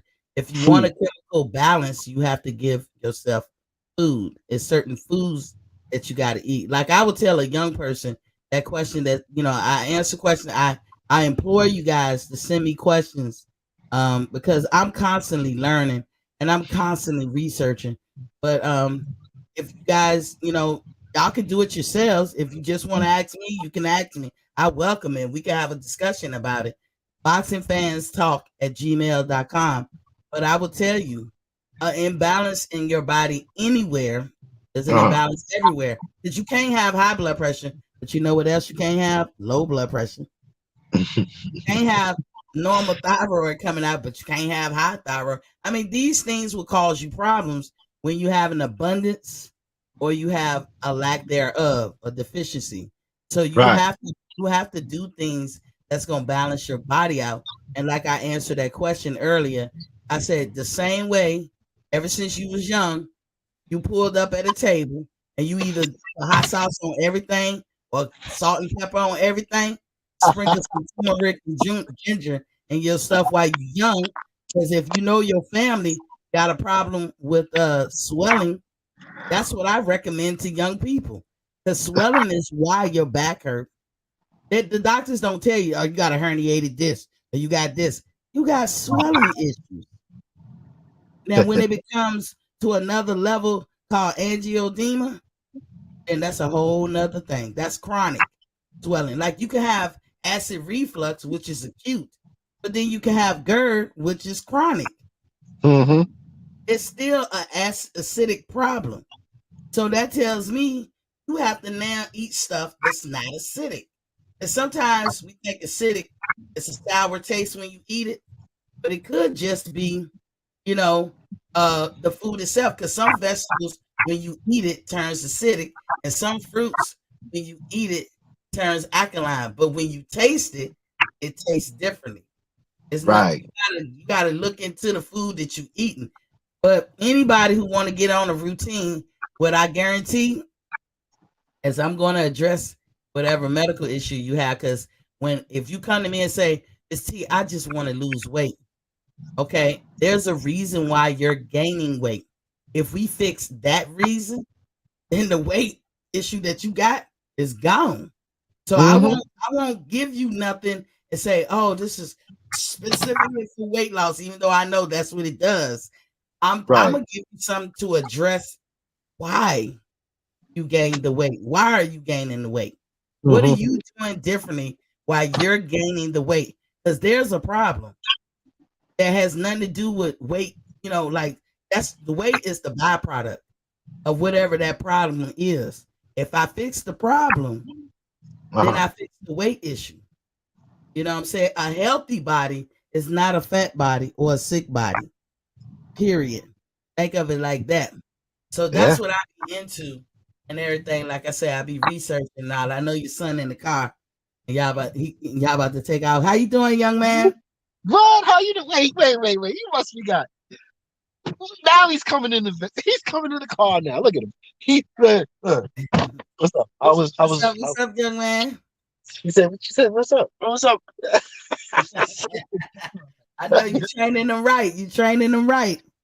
Yeah, get that exercise. Get it all in while you're young. But yo, if Yep. y'all got swelling issues, if you know your parents be like, "Oh, my knee, my back, my shoulders," you know, you already know your future is swelling. So instead of the salt and pepper, throw that turmeric and ginger in there. Don't do it till it disrupt the taste of your food, but you basically inoculating yourself.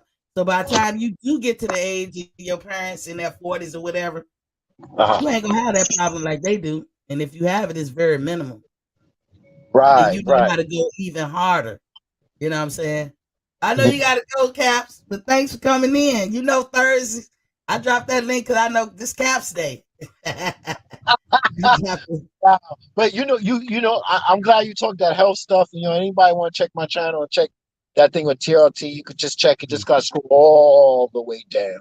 I made a video about it. Trying to put people on it when when they get older, they got signs of depression or any of those things. I'm real to my game, so I don't it's not a big deal to me with some other Yeah, people. no, But no shame. You can't have no shame. nah, especially if you're trying to help somebody that's going through the same Mhm, problem. Because all you gotta do is hear somebody on YouTube, you're like, yo, I got mhm, the same symptoms. You're like, oh, okay, mhm. I'll just do my research and bang, there you go. But And you know, like you said, your mhm, boy, he was mhm. at attention before you. I'm telling you, I work with people that have that problem too, but they don't Uh-huh. know. They don't be knowing it's something they doing, and that's why I ask the questions I ask. We fix that problem. Well, I'm Right. telling you, I can't tell you how many people I work with. A lot of guys don't want to be upfront with that, and there's no shame to it Oh yeah, because my you boy, didn't come my boy, in like that. yeah, my boy gets up before I get up, even at this age, and I'm Yeah, happy like a motherfucker. I know. Look, I know that means a lot to y'all fellas out there.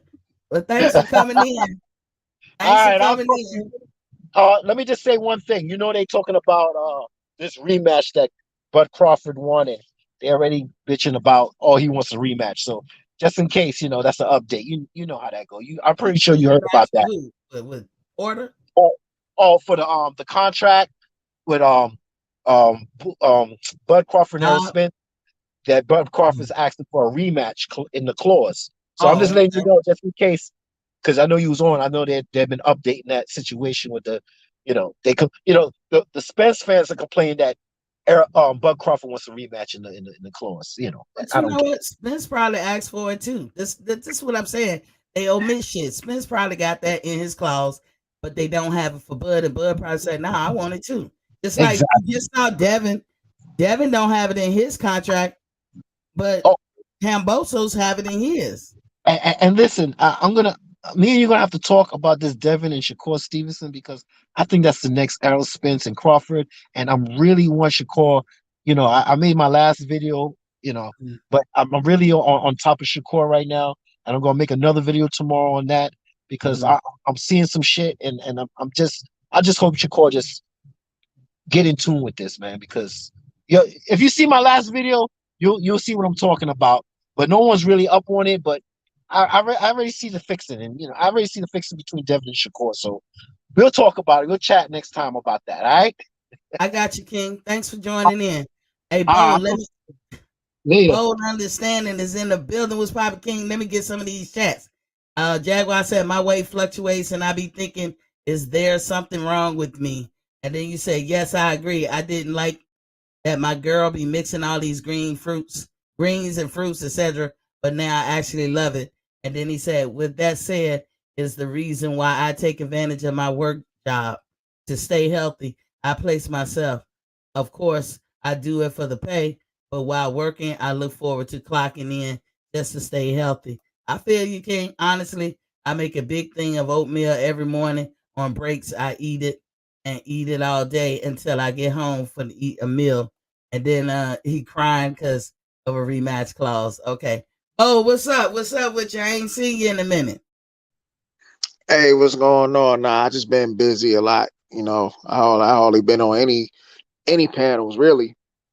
I've been, busy with work and everything, and then my daughter too. So Okay.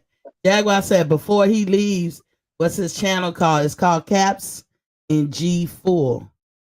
Caps in Full G. I'm gonna type it in the chat. Caps uh in Full G. You can go to his page. That's the name of his page. And you go check that out. But yeah, we was just talking about. All I got is updates today, Bo. But I was just talking about the healthy stuff. And again, if you guys, I answer questions. People send me questions, about certain things, and I welcome the question. I love the questions about healthy living and stuff. As I said, I don't have my picture up, Caps. I mean, Bo. I normally have a picture up, or you guys can see me, but this is the season when I have angioedema the worst. I about roughly about a whole out the year.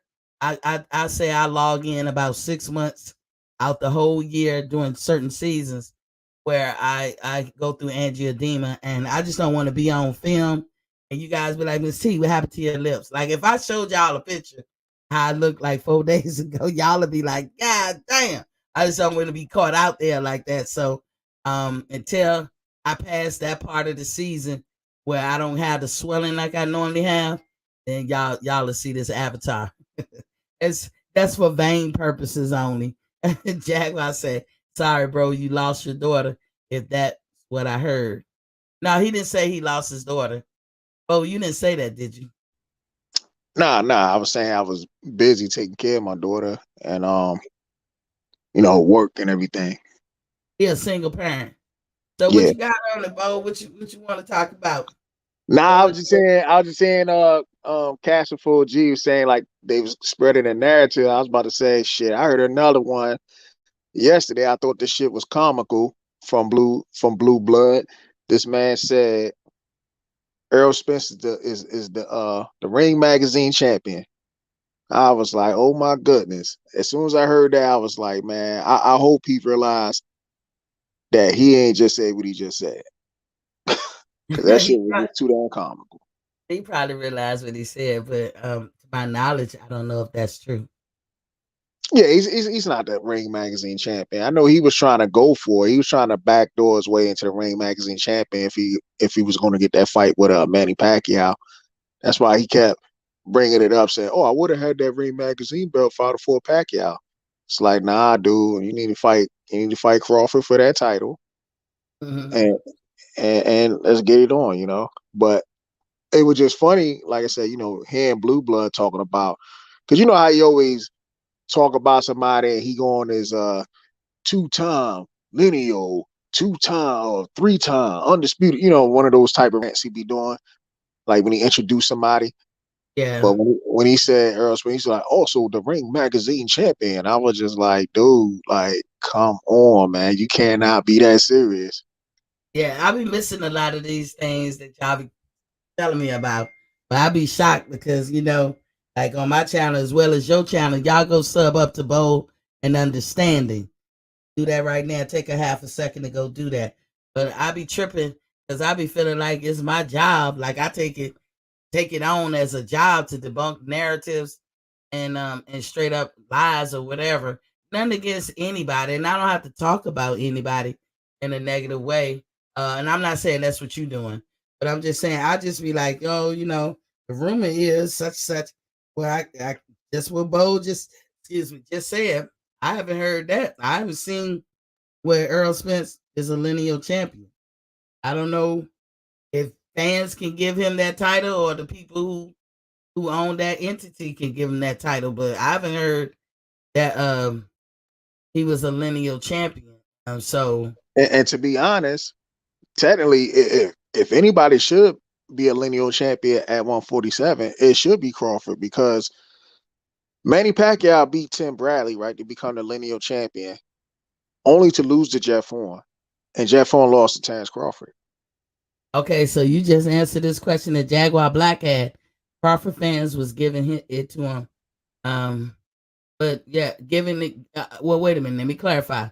Jaguar, are you saying we were giving it to Earl or we were giving it to Bud as well? I never said that Bud was a lineal champion. No, I mean he's not, but I'm just saying, like at the end of the day, if somebody can make a claim for being lineal champion, it could be Bud. You know what I'm saying? It's just that I forgot what year, whatever the last time when Timothy Bradley and Manny Pacquiao fought, it was for the lineal title.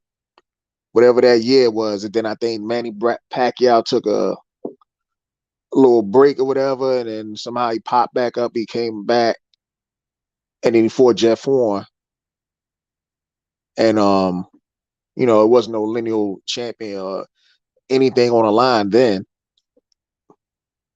But if it was, it could legitimately be Terrence Crawford. Just Jeff Horn beat the man, and then Crawford beat the man. If he beat him and he had a lineal champion, then I don't know if it transfers per win or lose, or is that just something they just give to a person? So I don't know. Hold on. Absent G. Hey, back in. What's good? Yeah. I'm listening to. What's your name, brother? I always see your symbol there. That's cool, yo. What's your name again? Bold and Understanding. Bold and Understanding. You got a channel? I gotta go check it out. Yeah. It's called Bold and Understanding. Bold and Understanding. BOLD with the symbol and then say understanding. Not actually spelled out and. Oh, okay. I'm gonna check it out. In the chat. I put it in the chat, y'all. Great. Bold and Understanding. But you know what I want to ask the brother? This thing. Well, I'm not gonna talk about Shakur, but I just want to ask you a question. I'm out here looking for parking in Brooklyn, yo. It's my daily shit. The WBO, right? How Crawford went up to fight Jeff Horn. I know Devin is busy, right? He busy. Like I said, I'm peeping this thing with Devin and Shakur Stevenson, and the disrespect with Bob Arum. I'm gonna make a video about it. But is it possible that Shakur could go up, even though Devin is busy with his 3-fight deal or his 2-fight deal now because he got to fight his rematch, and then he has a fight with Bob Arum, right? Bob Arum has some kind of fight with Lomachenko, but Bob Arum doesn't know what's going on with Lomachenko right now. He doesn't have a short idea with him. But is it possible that Shakur could move up with the WBO and fight this man now, Devin Haney? Nah, he's not a super champ. Like he's not. You got to be a super WBO champ. They jump in front of the line. Now, I mean, Bob Arum could just make the fight just to be making a fight, but if Devin Haney has a WBO mandatory, there's no way Shakur could skip that line. Oh, even though, because I see two things. I'm thinking that Shakur is the WBO champion and he could move up or down. But if you tell me he's not a super champion, what makes you a super champion? You have to have a couple of title defenses or something like that? Yeah, you gotta have at least 5 title defenses. Oh, I thought it was 10, but it's 5, Bo. Yeah, I think it's 5. Oh, okay. Because I made a video, man. I was like, "Yo, Shakur, man, you go get that." But then, even though, see, this is a problem. Even though he can't he could get that fight because actually Devin is going to be under Bob Arum and Shakur's going to be under Bob Arum. So that fight could still happen if Lomo is not in the mix. Is that correct? Yeah, I mean, it'd be a lot easier to make the fight because they're under the same promotion. Right. But the sanctioning body is completely separated from the actual promoter. If they decide to be like, nah, we're gonna drop, you gonna have to fight this Mando, no matter what belt it is either you fight him around this time or we're gonna strip you, then that's what it's gonna have to be. But it just, it's a lot easier to, make fights when you're under the same promotion and stuff like that. Kind Right. of like what they doing to Better BF right now. They told them, they have confirmed Bob Arum and Frank Warren is confirming that Yarde and Better BF is gonna fight instead of Bivol and Better BF. And Better BF and Bivol said that they want the undisputed. This is what the fighters said they want. This is what the fans want. But Right. Bob Arum and Frank Warren, they want to juice it a lot longer and they want to get Yarde. I'm not mad at Yarde because it's an opportunity for him. He said it best. Yo, Better BF got 3 belts, and I know I can beat them. That's what he said. So I ain't mad at Yarde for it, but Bob and them want Better BF to fight Yarde and talking about the undisputed is better for next year. Because you said it, Bob, or did the fighters say it? That's my thing. The thing I'm trying to understand is because I saw an interview with Bob Arum. I was gonna put in this video, and he said, yeah, the Devin and Shakur fight could happen. But I'm just saying, if the 130 division, right? They were so hyped with Navarrete moving up to fight Shakur Stevenson. I was like, wait a minute, how does this dude can move up and Shakur can't move up? So how many title defenses does Shakur have? Because I make my boxing channels. Yeah, I'm not always right, and I make my opinions. I don't care sometimes. But if you're telling me you need like 5 title defenses, how many did Navarrete have? He had about 5? Nah, Navarrete is a 126 pound, and he had just recently moved up to 126, I believe, last year. So how the hell he can move up? Oh, because the WO sanction body for order. What they saying when he's saying, Caps, ain't no guarantee. You can move up, and it might can happen for you, but ain't no guarantee. No, I'm talking about the WBO. Yeah, that's what the WBO. It ain't no way you can move up and say, I want to get that fight, and they'll make you. It can rank you higher, but they may pick somebody else. But if you're a super champ, you can activate the mandatory. And this is where I'm coming from. Yeah. Right. But that's what I'm saying. Navarrete, I understand, right? Because right now, why I'm I do this sometimes. I talk about this, but I'm actually talking about that because I see that Crawford is saying if this doesn't work over here with Errol Spence, of course I can. I'm the super champion. I can move up and fight Jamel Charlo. You see where I'm coming from? Right. But people say, nah, you can't do that because you don't have a 2-fight deal. What you want? 2-fight deal? You want a rematch? Yeah, nigga, I want a rematch. I want a rematch. Errol Spence. Well, then it's a 3-fight deal. Well, you want to fight? Why you gonna put Charlo in it? But actually, you don't have to put Charlo in any agreement to fight him because he is the WBO super champion. He can move up automatically. Am I right? Correct, brother?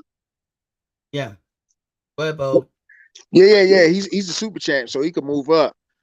I didn't hear anything about this deal with Crawford and Spence. I mean, everything I hear is just pretty much speculation right now. Right. Yeah.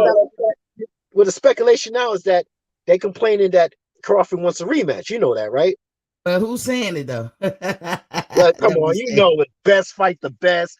Oh, hell, you gotta take that shit with a grain of salt, like anybody. Not just picking on best BFTB, but just saying with anybody, even us.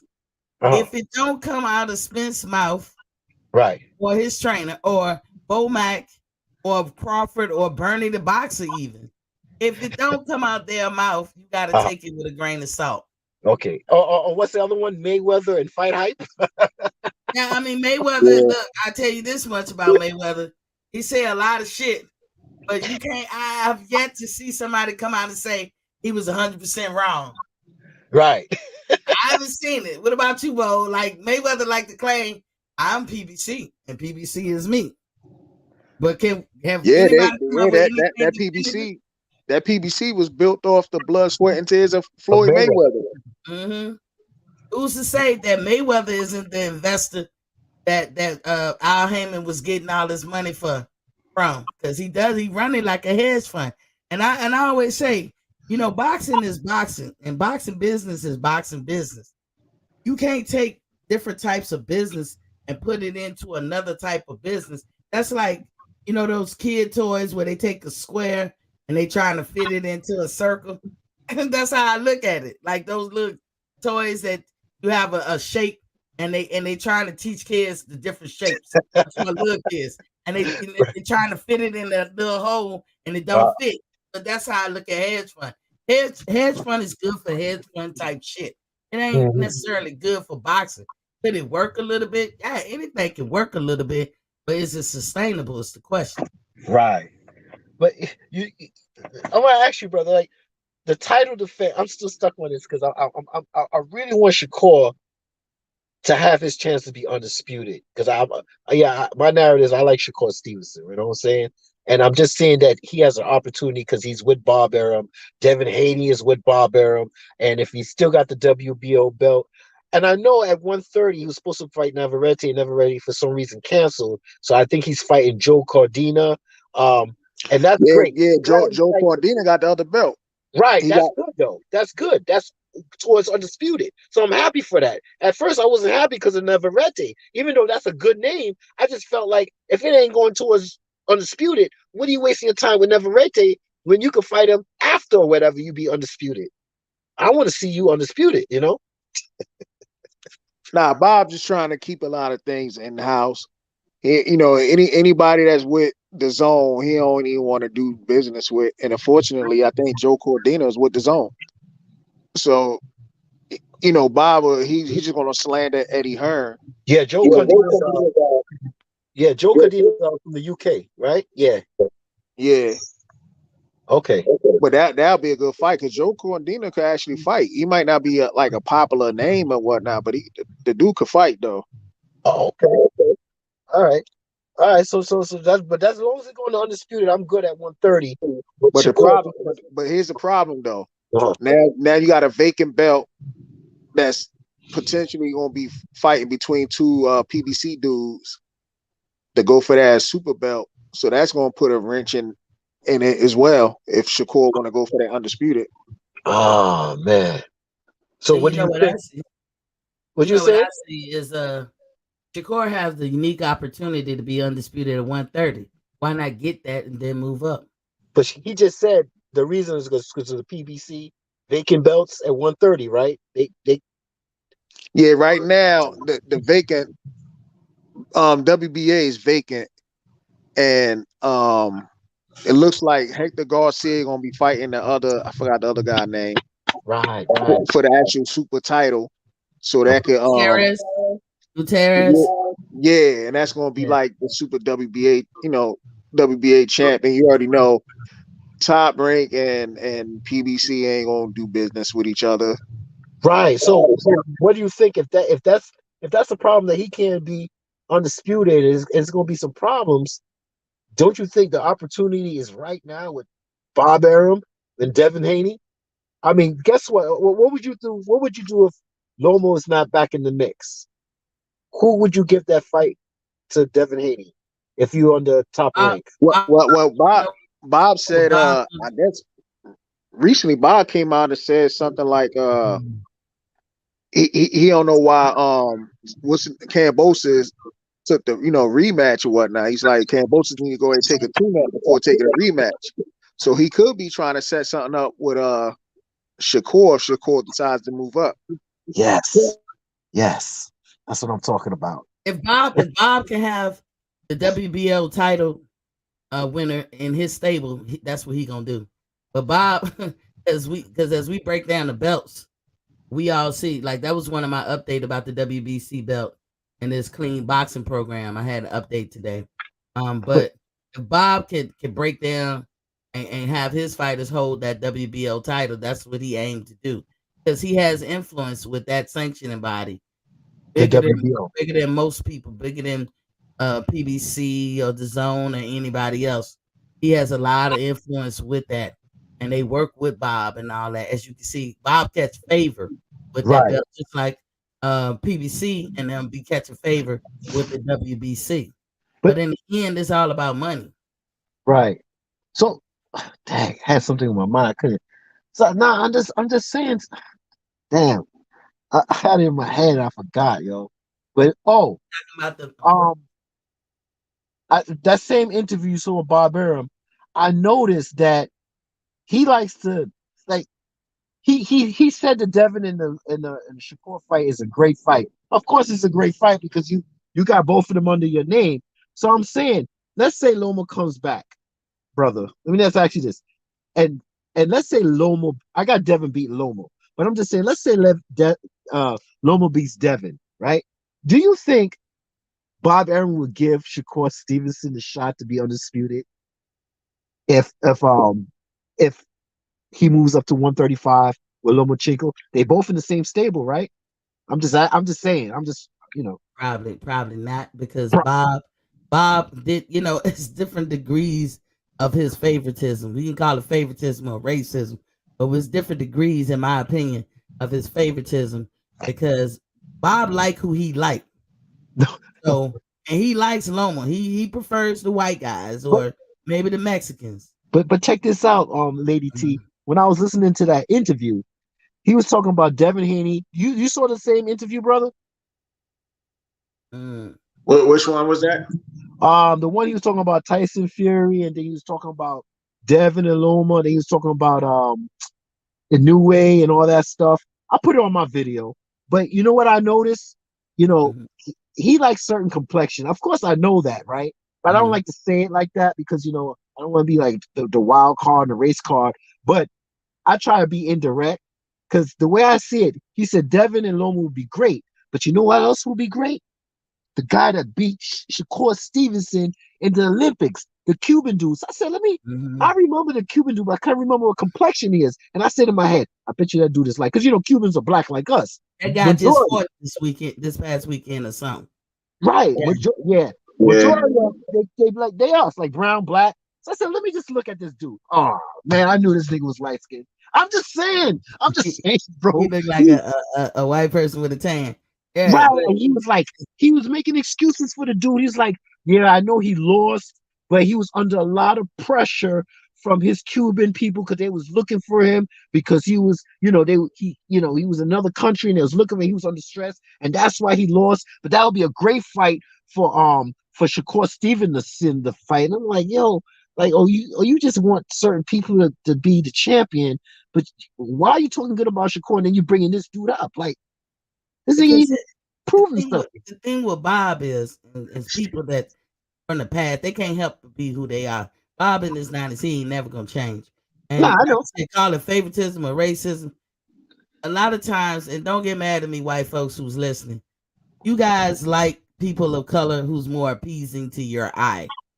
And that appeasing to your eye requirements is gonna be on that scale with the brown paper bag bowl. Y'all know what I'm talking about. Yeah, The closer you get to the brown paper bag or beyond that, that's the one that's more appeasing to their eye. That's the one that they're most comfortable with. But and, when you get to the darker end of the spectrum right. or more African traits, Mhm. you feel like because it's not attractive to you, Right. you see no value in them. You Uh-huh. feel like that everybody thinks that way. But But, as boxing fans, we only care what the fuck you do in the ring. I don't care what right, shell you come in. right. I like Lomachenko. I like Lomachenko. I like Usyk. I definitely like Usyk. I like his fighting style. But you know what it is? I don't like to say, uh, okay, favoritism is good, but I don't like to use the race thing a lot because in my life I had issues with white people and I had great issues with white people and I had bad issues with black people and I had great issues with black people. So I already learned that it's the character within because I had, and you know what's the problem is when you know who hurts me more? Not white people, Black people. black people. When you try to put your hand out and then they bite it, like, well, we're black, so you could give me a pass. No, nigga, come up with the rent. You know, I mean, I look at it like this. uh-huh. Every person within a race, they kind of like their own worst enemy. and whatnot. And also, like, I would like to say, like, Bob, he might, I don't, I ain't gonna say the man is racist, but he probably is. Yeah. But I'm not gonna say he hooks up white people because he did a horrible job promoting Better BF. Better BF, you know what I'm saying? Right. Like, just now getting a buzz amongst the casual fans because he just destroyed Joe Smith. But Bob Aaron wasn't promoting Better BF like that, and that's a white dude. You know what I'm saying? So, You know why, Bo? You know why? When you look why is at the that? total package of Better BF, and he's actually trying, because unlike Canelo, he get in there and try to speak English. He has more than enough rights to go ahead and do that thing up in Russia. Like, but he tries. A lot of Latino fighters, they stick to their language. And I'm like, if you're trying to be sellable in America, they feel like it's enough Latinos in America. They don't have to, like, try to speak English or whatever. A lot of your potential fans only speak English, and I'm talking Latinos too. So, but Better BF, he doesn't have a sellable outer layer, and I'm not saying the man ugly or nothing like that, but just looking at this pack, nobody's running to try to see him. You know what I'm saying? They won't, and Bob recognized that. So Bob, his first favoritism or racism always gonna be that almighty dollar. That's first and foremost. The other parts is his natural self. He is on that. He grew up in the time that he grew up in, and if you're appeasing to the eye, if you're a black person that got that sellable trait like Shakur Stevens, that's a nice looking young man.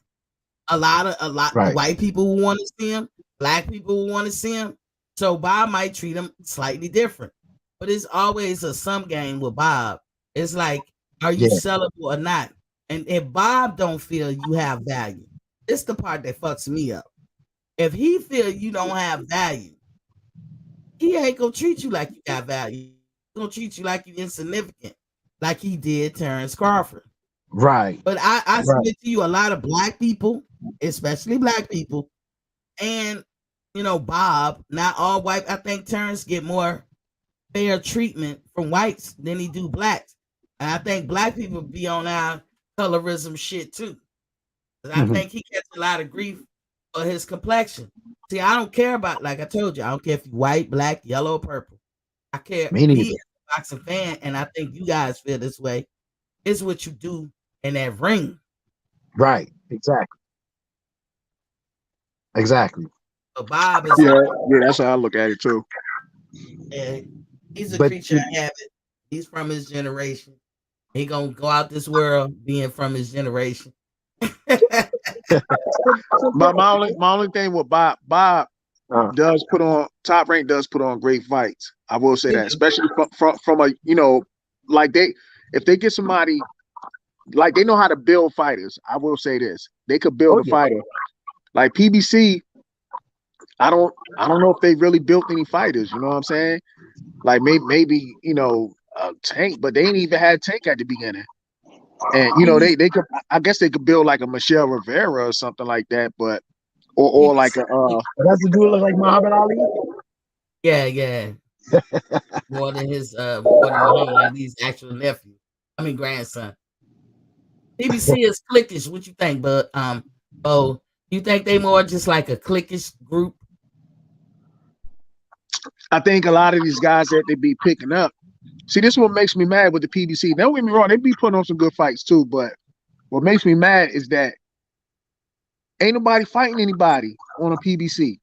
That's what kills me. You know what I'm saying? Everybody got a damn, a political excuse and whatnot why these fights aren't happening. Whereas though in Top Rank gonna put the fights on. You know what I'm saying? Now maybe if it get to a certain level, they probably start politicking and stuff like that.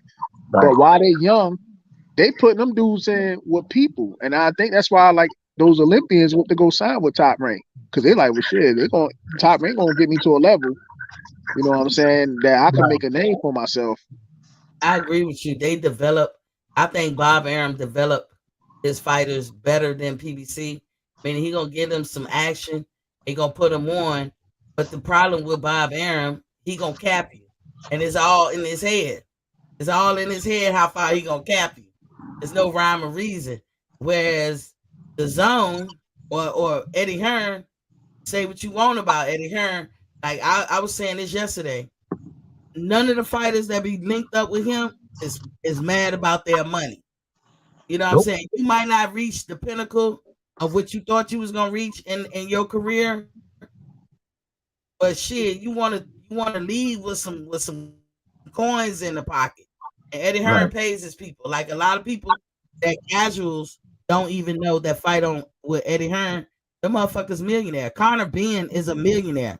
Same if you Google Conor Ben's net worth or what he makes, it's equivalent to what Google said about Terrence and Earl. Now we know that can't be all the way true because I'm sure they don't want everybody to know their business. But Conor Ben is a millionaire, and who the fuck he fought? Yeah. But he with Eddie. That- Eddie pays his people. you know what's so that thing with Sean Porter and Terrence Crawford, how the WBO had to order that because PBC and Top Rank can come to a conclusion. I Mhm. always keep that in mind, I always keep that in the bank, that situation. And then I'll just keep that in the bank because some people are like how that happened with the Tyson and Wilder fight. But I always keep that in the bank that, 'cause what I'm trying to say is it's kind of hard for me to say. Like, you got these like Tank, he's a pay-per-view star, but when the sanction body orders something, um, the PBC and Top Rank, they got to come together to do. You understand what I'm saying? So I keep that in the bank when it comes to Sean Porter and Terrence Crawford. When they don't get along, but you got to do. Now this thing with Tank Davis, you know, the only fight I can see him fighting is Ryan Garcia. I really do because they both pay-per-view stars, and it's all about this star shit, and it ain't about what's on the rankings and whatever. How do you feel about that, brother? Like I don't know what's going on with Tank. He said he will fight Devin, knowing Devin is busy, right? He said I'm not on my contract. I'll fight Devin, knowing Devin is busy, right? But then we don't know if he's going to sign back with Mayweather. So I'm just trying to figure out, is this a pay-per-view star attraction shit going on with Ryan Garcia and because to me right now they're good for each other because I'm done with the bullshit with Tank Davis. Like I love the dude, I love him. I like a knockout artist like him, but I don't know what's going on with him and Mayweather, if he's on or off or he's back on. You understand where I'm coming from? Yeah, he said apparently Floyd said Tank is with him forever. But yeah, Tank to me, as far as him and Devin Haney fighting to me, that's cat, man. That's I don't Cap. think I don't think Tank want to fight Devin Haney because I think Devin Haney will really box him up. Like I like Tank, but I gotta be unbiased on the situation. They building Tank up on fighting nobodies. Like I think the only real person he really fought was Pedraza at the time that he fought him. Right. Because Pedraza was pretty good. Now, yeah, Leo Santa Cruz is a big name, but Mm. Leo Santa Cruz is a lighter guy coming up, and I don't even think he's all that. And then So, he sold him on the whole Mario Barrios thing. Nobody knew who the hell Mario Barrios was at the right. time. And then now they say, oh, like I hear people saying Tank is pound for pound for knocking out Rolly Romero, and I'm like, who the hell? Like really, Rolly? Like that's why they put him at pound for pound because of Rolly? So what do you think is next for him? Ryan Garcia or a rematch with Isaac Cruz? What you think? Because I don't see But I nobody. think I think they're gonna put him on Michelle Rivera for some reason. Oh, I okay. think I think because Michelle Rivera has been talking a lot, saying he want to fight with Tank and everything. That's an And in-house fight, right? yeah, that's the in-house fight. Yep. Okay, you're right. You're Michelle right. Rivera, he good, but I give Tank a lot of credit. He can box his ass out, but Tank, the question with some of these younger fighters is, are they focused enough? You know what I'm Right. saying? Like Tank and tasted some goodness that come out of boxing. Like he didn't got the money. He can pull all the girls. He got the chain and the cars and all that. Is he still hungry? Because that was a question that they had for Mayweather forever. Like, how do you stay hungry? And Right. so sometimes I see the lack of focus just a little bit. And I know Tank don't mean to be like that, but sometimes you can't help it. Now Michelle Rivera, he focuses a motherfucker right now. Uh-huh. So that But might but be an I issue. seen a lot of flaws in his Yeah, last that fight too. though. That too. That too. Yeah, he got some flaws. Because sometimes some of them people that he beat, he could easily hands down beat, but he ain't getting them out there as soon as I thought he could get them out, or they scoring on him when they shouldn't be scoring on him. And I was like, okay, you gotta tighten up. But that's gonna come with experience. You think, Bo, with Michelle Rivera, is that gonna come with experience? Yeah, I think so. And I think what's best for him is to get some more experience before he gets in there with Tank. Like, like I said, I'm mad with Tank, but I think Tank will knock his ass out if they fought right now. Mm-hmm. Because Tank got great punch placement and he I like patient. I He like got Tank, man. he patient. But He, now if him and Devin, I think they should do it. What else you gonna do, Tank? You ain't that's So got all. no belts. somebody gonna have to take a pay cut. And you already There you know. go. According to Leonard Ellaby, they talking about they want to pay Devin Haney that type of money. Yeah, there you go. And Devin Make Haney went make all the it way to Australia for that shit and didn't make do it a that pay cut shit. mandatory. That's when the sanctioning bodies could be good.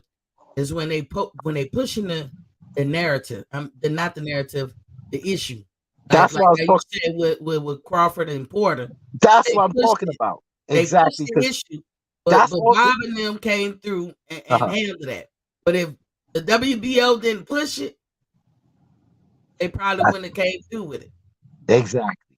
And that was the biggest payday for Sean Porter. We got 4 mil. 4 million. Bud got 6. Right.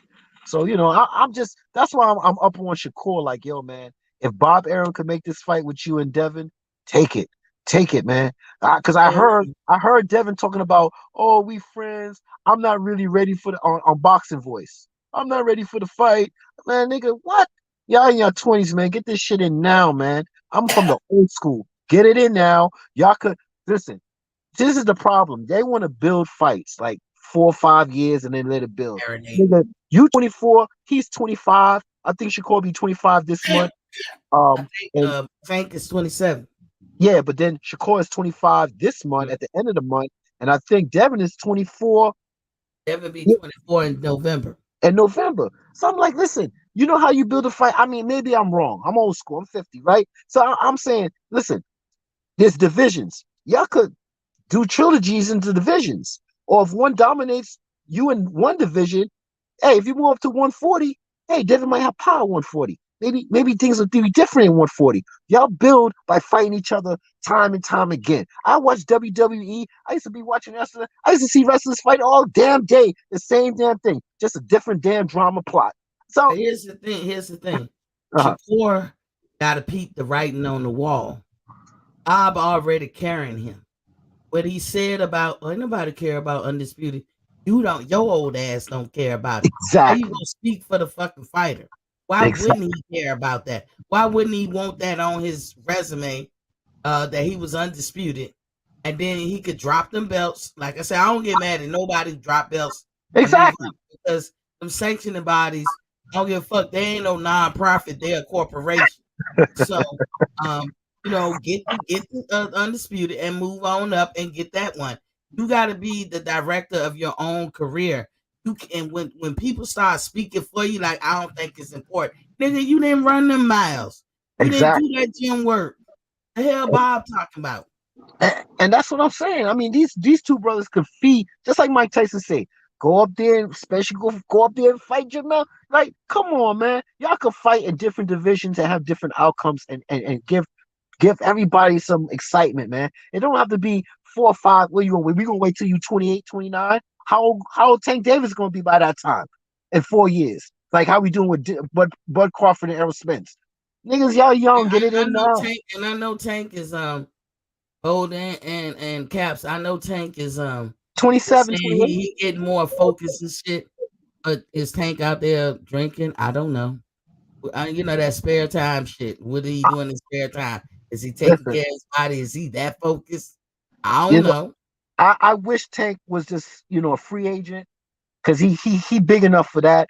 Um, and do his own thing and just sign up whoever give him the most in the pot because he's a star already. And then you can get the fights you want. But if you're gonna be with Mayweather, I'm gonna expect, he's gonna be low risk, high reward, and he knows what he's doing in his way, and then you under him, and that's what's gonna happen. And the same thing I don't like with what's it, Jamal. He don't want to fight Benavidez. It's so much shit, bro. Like, come Look, on. Jamel getting the fuck to him too because they talk about stripping him of the WBO if he don't fight Tim Tszyu. And I happen to think that Jamel would wash his ass, but look how they already saying it. Now Jamel probably wants to. I don't know if you guys agree. I think Jamel want to be like everybody else and drop the belts and move up, but he caught between the rock and the hard place. He dropped the belts, and then he got to go up there and side saddle with his brother. That's the reason why his brother moved up in the first place when they both was at 154. To get him some room and shit. But now, if his brother is hesitating and humming about moving up to 168, then what good is it for Jamel to go up to 160? And then what Spence gonna do? If Spence win, he gonna drop them belts. I'm telling y'all now to 147. If Spence win, he dropping them Crawford too. Boost, you ain't gonna get no title shot with either one of them. What you think, Bo? What's up, Bo? Yeah. I think the winner out of Spencer and Crawford gonna definitely drop the belt. I mean, Spence said he couldn't even really make weight at 147 no more, and Crawford already said he want to go beat up on Jamel. So yeah, they're gonna drop it. We can't be mad as fans. We can't be like, oh, you ain't want to fight this person. Hey, that's what they're gonna do. Like I said, my updates about the sanctioning bodies. Like, I don't know what y'all think about this. I'm calling the ball on this one with the WBC and Bo Capson 4G got a lot of videos about how this VADA testing and all this stuff go. I'm gonna tell you right now. Yeah, tell me what's going on, as far as I'm concerned, the illusion or pulling the wool over the fans' eyes, WBC is real good at that. And all they doing is degrading their brand to me because you're making it seem like you're on the up and up and you're legitimate. But then you do things here and there that negates your legitimacy. Like when you let Oscar Valdez continue with that fight and keep his belt, even though he got popped. When you slap Canelo on the hand, all you did was give him a vacation. Anybody who getting like 6 months suspension, you giving them a vacation. Because fighters nowadays be trying to be on that Mayweather plan like 2 fights a year. If y'all really want to be like Floyd, go back in the beginning of your career. If you in the beginning of your career, go back and look at what he did his first 3-4 years in. Every damn month, damn near, So Pretty boy Floyd, you're right. So Floyd had I think Floyd had like 9 fights in 1 year or some shit like that. 10. I counted. What year was that? That was it 97? Oh, yeah, I think like the second year at the time. August and December that year he didn't fight. All the other months he fought. Floyd was back to backing with that shit. This is how Floyd amassed his money too. Because let's say Floyd was getting 50,000 or 100,000 a fight. If you fighting every fucking month, god damn. Some people ain't getting 50,000 in the whole year working. You know what I'm saying? So Floyd doing it every month. I just counted one of those years. I was like, damn, he must have been up to like at least $500,000. But y'all know Floyd said I was a millionaire at 21. Right. So I'm just saying, if you really want to, there's ways to compact a bad situation. It's just like if you buy something and your credit is bad, you know what I would tell you? Get the cheapest of something, pay that off, your credit gonna increase. Right. So surely. Don't have bad credit and go get to the top shelf shit. That's crazy. You know what I'm saying? But that's how you combat against that. And as your credit increase, then you start going to get top shelf. Yo, Lady T. I remember the last time I spoke to you, I was talking about Letitia, and I said, I kind of follow. I don't have Instagram, but when somebody puts something up with her, and she's always right about, they was on a mutual ground. They said that way before. Why y'all acting like y'all don't know? And she was saying all that stuff, and I was like, yeah, I listen to Letitia because she know what's up. So all of a sudden now she comes up and she said some stuff, and I'm like, wow. Like, how do you feel about what Letitia's saying about the Spence haters and all that? I don't know Letitia. Who is Letitia? That's Crawford's Oh, that's sister. his old, oh, that's his, his old, his sister. older sister. Yeah. Yeah, Yeah. she writing what she has to say. Um, because a lot of people who talk bad about Crawford, they will preface it with I like Crawford and I'm a Crawford fan. I really like Crawford. But no, you can't like him when you call him out his name. Listen, I employ anybody to say when I call Earl Spence out of his name. I but didn't. but but let me give you one because I'm listening to some of the channels and they're saying, well, she's doing what she's supposed to do. That's her brother. Nigga, stop trying to soften this shit up, nigga. Stop trying to soften it up to make it sound like you're on her side. You know what I'm saying? Listen, there's Spence fans, and I never said the word on my videos. It never came to my mind. I got no problem saying it. Aerosexuals. I never Yeah. say I don't got no problem with people saying it. I Yeah. just never come out of my mouth. Like I don't really care to say it. But there's aerosexuals, I'm saying it now, and there's Spence fans. What Letitia's trying to say is there's too much goddamn aerosexual fans. And if you're a Spence fan and you got a channel, I don't give a fuck right now. Y'all fucking up, you talking shit about Crawford. I ain't got no time to distinguish who's right and who's wrong. Because what she's trying to say is this: the closer we get to this fight, and if I'm sorry, when Crawford wins, I don't want y'all niggas be like pillow talking soft shit just to make us forget that you was talking shit. You Well, get what what I'm she saying? what she coming to the realization is no matter what Crawford do, he ain't gonna be good enough. He doesn't have favor in them. He is insignificant to some of these folks. They don't like him, and they really can't spell out why they don't really like him, other than the fact that they love Earl Spence or they prefer Earl Spence. Now I'm gonna tell you the worst thing that I said outside the kind of boxing that I've said about Earl was that he cliquish. He's cliquish, and his whole group run like a clique. Y'all remember when y'all was in school? You got the clique. They think they above everybody else and he Right. down on everybody else because he's the first one.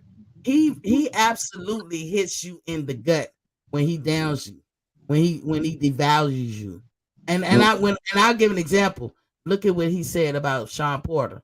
Nobody asked you that, Earl. Nobody Mhm. asked you if he sell a ham sandwich. No, you basically said the nigga ain't shit. So why you fighting him? And then Right. people say, well, he had a belt. But why you fighting him, really? Like, even if it's just because he got a belt, why fight somebody that ain't shit? Just be like, I'm just gonna fight this guy. He got a belt and leave it at that. Why we gotta go through how you feel about him? You basically spelled out that he's insignificant. And we gonna say that about Sean Porter, who gave his life to boxing, and then look what he said about Crawford. And then attitude reflect leadership. To a lot of these channels, Earl is their leader, and so his attitude is a reflection of how they act. And Right. she's saying keep the same energy when we win, even if they don't win. Like she basically said, close to the fight, don't be looking for no interview. And Right. Bud is right. Don't go to if they don't like you. Whether they like you or not is up to him. Because I like Bud. It's Bud over here. Right. He don't give me no interview, but I don't take that personal. Me But if neither. you don't like him, then Bud, in my opinion, should stay the fuck around all the people that showed him they don't like him. And Because and he listen, been going there, it ain't gonna be a hill of beans. It ain't gonna matter a hill of beans. when it comes to if this man becomes 2 times undisputed, man, you're gonna be having people. I don't give a fuck. People like best fight the best. Yo, I used to have Crawford first before I had Spence, and then you're gonna be softening that shit up just so when people forget what he's saying. But you can't forget when you making shit like top ranked Toby, and you got a picture of Eros Crawford wearing a mini skirt, nigga. You're gonna be on the wrong side of history. You're gonna be on and that's the problem. They're gonna start softening up their shit like Charmin, and then the next thing you know, well, no, I don't know, nigga. I remember what you were saying. Blue Blood, Boxing Eagle, all these motherfuckers were saying some shit. So I can't play these games with you, and I'm not gonna play. And that's why I like Letitia, because she tells you this straight up. Yeah, these people She are like, cut oh, I to don't the like you, chase. huh? Shout out to Letitia. She cut through the chase. She cut through the chase. I ain't trying to hear you. My thing too, I realized something too. I think a lot of times the reason why they talk about Crawford is because they want to get views. So they shit on Crawford, and knowing that the type of fans Earl Spence got, they'll flock right to those channels and shit and whatnot. Because I remember old videos, Blue Blood used to be the biggest Crawford fan out there. Well, I remember. He was defending Crawford against his own LDBC guys, and then all of a sudden he realized, oh shit, his money is more views and money to make if I just shit on Crawford. Bo, That's when he shifted on Crawford. Bo, Start Let me so bring right, Bo. y'all to this attention. I don't know if the Mac Mob looking. Remember, he had a video. I don't know if you was on there, but or you be looking. I know you work long hours. He had a guy on there named That Dude. I like that dude. Sound familiar. That dude actually said that some of these channels get paid to rep Spence. That's what they sound like. My bottom lip was drop mode. I was like, what? They sound like they on the payroll, yo. They sound like I couldn't believe it. He actually named somebody. I don't want to do it. I don't want to say the name because that was a while ago and not that long ago, like maybe a couple of weeks ago or a week ago or something. And I was like, what? And you paying him? Like it was a shocker. But you know, maybe I need clarification on that. But maybe you can ask the Mac Mob on that. But that dude said, yo, you be surprised. He be paying them. And I be like, once he said it, because that never entered my thoughts. And once he said it, it was like a light bulb went off, like, Yeah, I want to be surprised because, like I said, it was quite a few of them dudes on the LDBC that used to rep Bud and whatnot. And then they just start shitting on them. You know what I'm saying? Like they all ganged up and just all of a sudden start shitting on them. Yeah, I watched a video the other day, right? With the dude Dante Boxing Nation got so much in his feelings. I thought about doing a video on him. I was about to say, yo, this man revealed himself as an aerosexual. This man got so mad because Bud Crawford came out with his top 5 pound for pound list. And he was mad at that. Talking about, oh, see, old media got on, like, I don't know what's wrong with Terrence Crawford. Old media already got on him by, putting Lomachenko and stuff over. And I'm sitting up here like, that's Bud Crawford's pound for pound list. You know what Wait a minute. I think Bud Crawford had Shakur Stevenson, and I think Dante was talking that shit about he even have Shakur Stevenson. Am I right, bro? He was talking that. Yeah. He was mad. He was more mad because that they had Nayoa and he had Nayoa Inoue Usyk in the fucking top 5 and shit. Right. And it was people in the comment section like, oh well, Tank should be in the top 5, and he's sitting up there liking they shit, and I'm sitting up there like, how the fuck Tank gonna be in the top 5 with fucking junior belts and shit? Like, that shit don't even make sense to me. Yeah. Like, and I thought the pound for pound one is subjective or subjective. It's to your liking, but I thought that it was cumbersome of all the stuff you do, not just with one place you was at. You know what I mean? Like your whole career, right? You fought at one division your whole career, and you just did this, and you got, because like if I'm gonna call somebody pound for pound, I'm looking at that person like it don't matter what weight you go in. I know that Tank Davis could never be a heavyweight, but as many weights classes that Tank Davis can go in, I know that he can handle himself. I know he can. I do feel like he needs to fight people on the same level as him or more challenging. But I know he can handle himself. He showed as much by being in 130, 135, 140. No matter how we feel about him, he fought in all those different divisions and he did well. He did okay. But can he get some more challenging fighters? Meaning, and I ain't seeing the fighters that he fought or tomato cans. I can't bring myself to say that all the time. But I would say that they was not on his level. I do feel like when Tank gets in fights that he knows he can beat him. I think that's what's missing about boxing. People getting it's strategically matchmaking. And see that the thing what I don't understand is that these same people that be criticizing Canelo. Now I let it know, like I'm not even a fan of Canelo, right? But I give him props on certain things. I'm like, dude got skills, right? But a lot of the same people that criticize Canelo say you've been cherry picking and everything else. They don't keep that same energy when it comes to Tank Davis. Because Tank is doing the exact same thing as a Canelo Alvarez. It's just that Canelo is just fighting a little bit better competition than what Tank is fighting. You know what I'm saying? And But he's they, fighting. But yeah, Canelo had and to, fighting on top of that. being a foreigner, and then Tank had one leg up because he was with Mayweather. Devin Haney had one leg up, and I'm talking totally across the board in their boxing career. He had one leg up because of his dad. His dad, had money. He didn't come in there at rock bottom. Talking about Devin. So that gives you one leg up. That's less worries. That's less obstacles you gotta go across or whatever. And but I don't think Devin is strategic as much as Tank, like you said, Bo. And Canelo, I did a video where I said this boy been strategic since he crossed the Rio Grande River and shit. Coming to the States. He been strategic. And some of it we like and some of it we don't. But he had to fight those earlier fights. Like right now, Canelo could be on a money grab. And I wouldn't even be mad at his career because he didn't plan his flag for God and country. He didn't been multiple champions, different weight classes. He now made undisputed, whether we like him or not. And I don't like Canelo. But whether we like him or not, he did what he had to do. And he could go for the money grab fights. That don't mean I gotta pay for it, but I never understand that shit with Tank. Right. You new in your career. Yeah. You never understand it. But I'm seeing the same thing going on with Terrence Crawford and Errol Spence, and I'm seeing like some people love Devin and some people like Shakur, but but who you got, Devin or Shakur? That I I don't. got Shakur all day.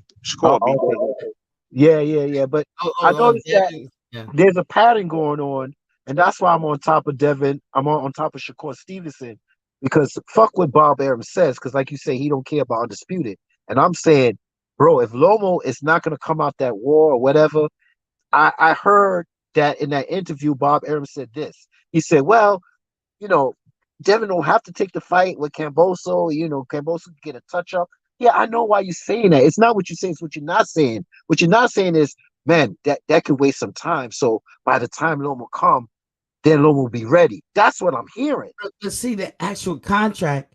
Cambosos can listen to that bullshit if he want to. He gonna X himself out of the money. Because right now, all Cambosos can do is do a double tap of what he just did. He ain't gonna win the fight, But you but know what, he can Lady make T? that I'm money. worried. I'm kind of He can worried. make that money. I wouldn't worry because it's not for Bob to say. See, No, any no. hesitation Not on this not fight. not Bob. I'm just I like Devin Haney too. Don't get me wrong. I like him.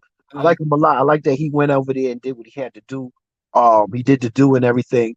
But the rematch, sometimes the devil's funny, man. They make you wear. They know they're losing, but the rematch could be some stupid shit. The same way we was feeling the first time about, uh, man, he's gonna get robbed. Actually, he might get robbed the second time. He he might. could, but He, see, that's all on Devin. Devin yeah, actually said if they fight again, he really gonna turn it up, and that's what he uh, got to do. yeah, Now, he better. if they fight again, this is all predicated on what Cambosos do.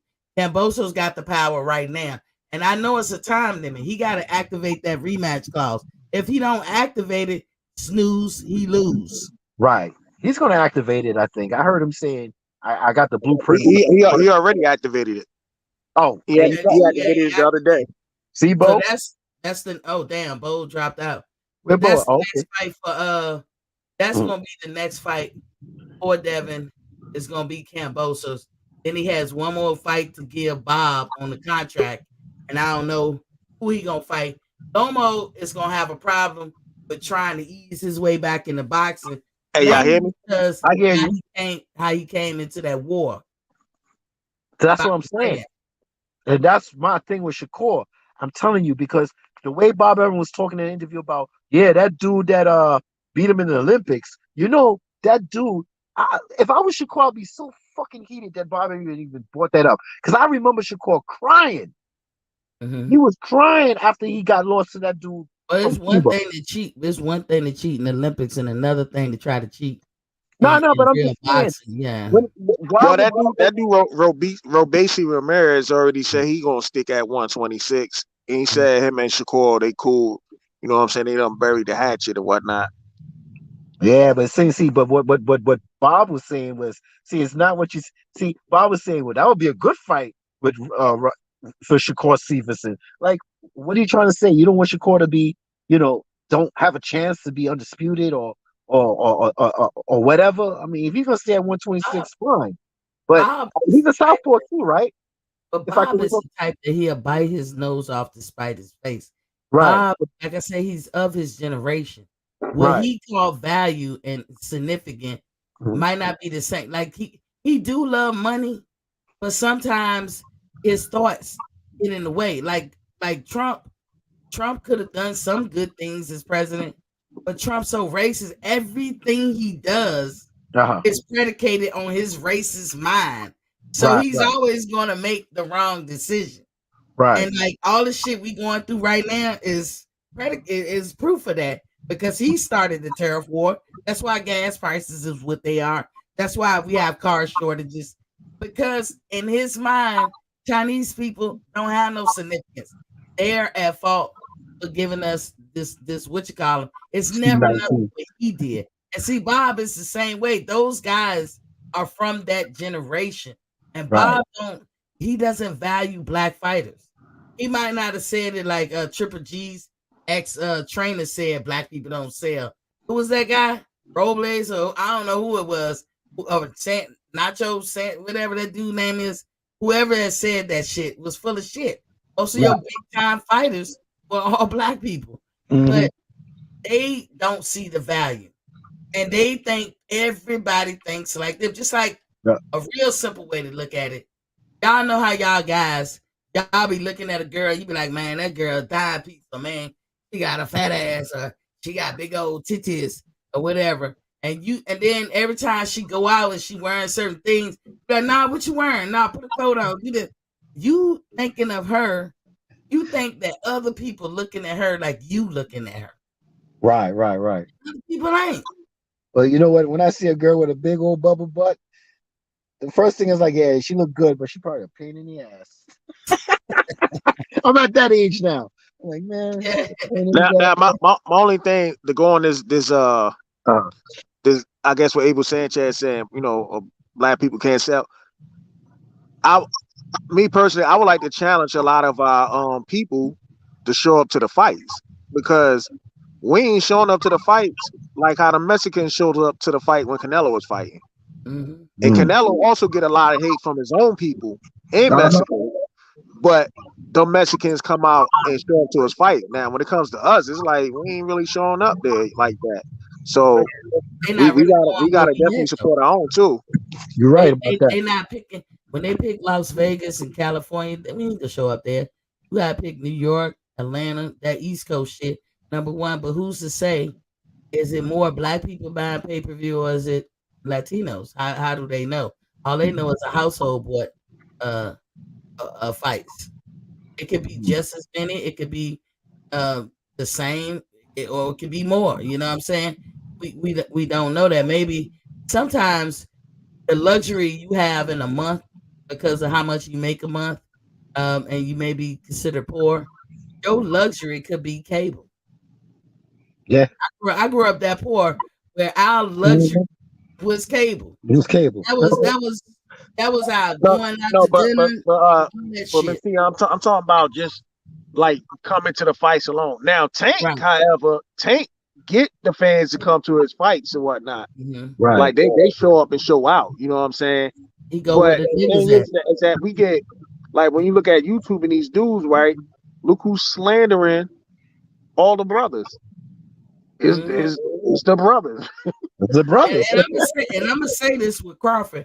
I don't care how nobody feel about it, because I always see it from a female perspective. So I apologize to you guys And I never really think that men be on that tip, like with the colorism.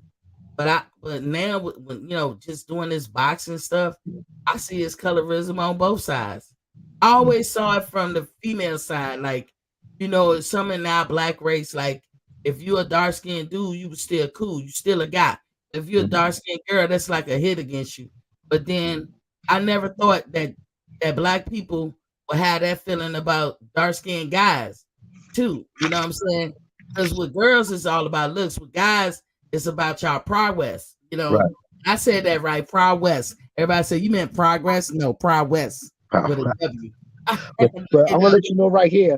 I'm totally dark as black skin. I love them dark as hell. I'll tell you that right now. I'm talking about Sudan dark. Mm. I like everybody. I That's know I why just I got like it. Yeah, preference, I like them yeah, I black feel as you. night. But a lot of times I be thinking, is he catching hell because of his skin complexion?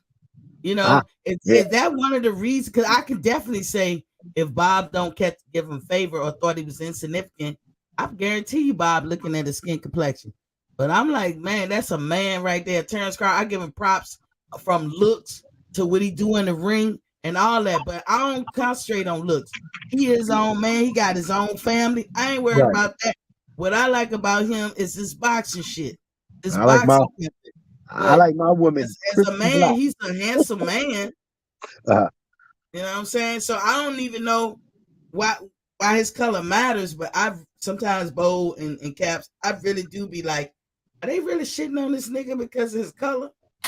hey, maybe it is. Maybe he's, like you said, maybe that's what it is. I don't know, but I just know.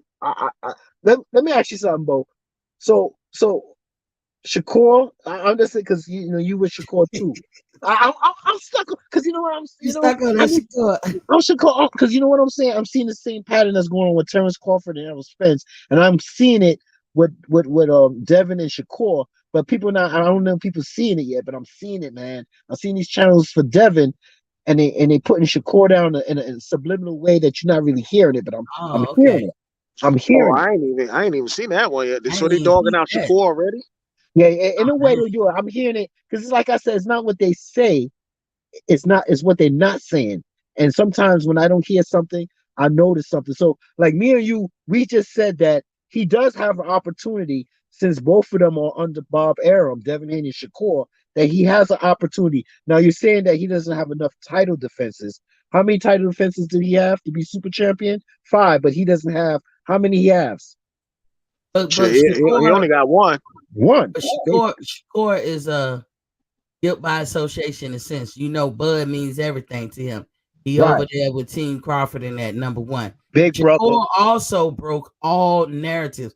That week that Shakur fought, I think the week before and week after, that was a week where I kept saying on my show, if y'all don't believe that boxing IQ matters, and this is why some people favor other fighters over another. I Uh-huh. said that's the proof in the pudding right there. Y'all know Oscar Valdez is a dog. Say what we want. That motherfucker a dog. And Oscar will get it in and he will throw them hands and all that. But he couldn't He figure couldn't. shit out. Because why? Shakur is a better boxer. Mm-hmm.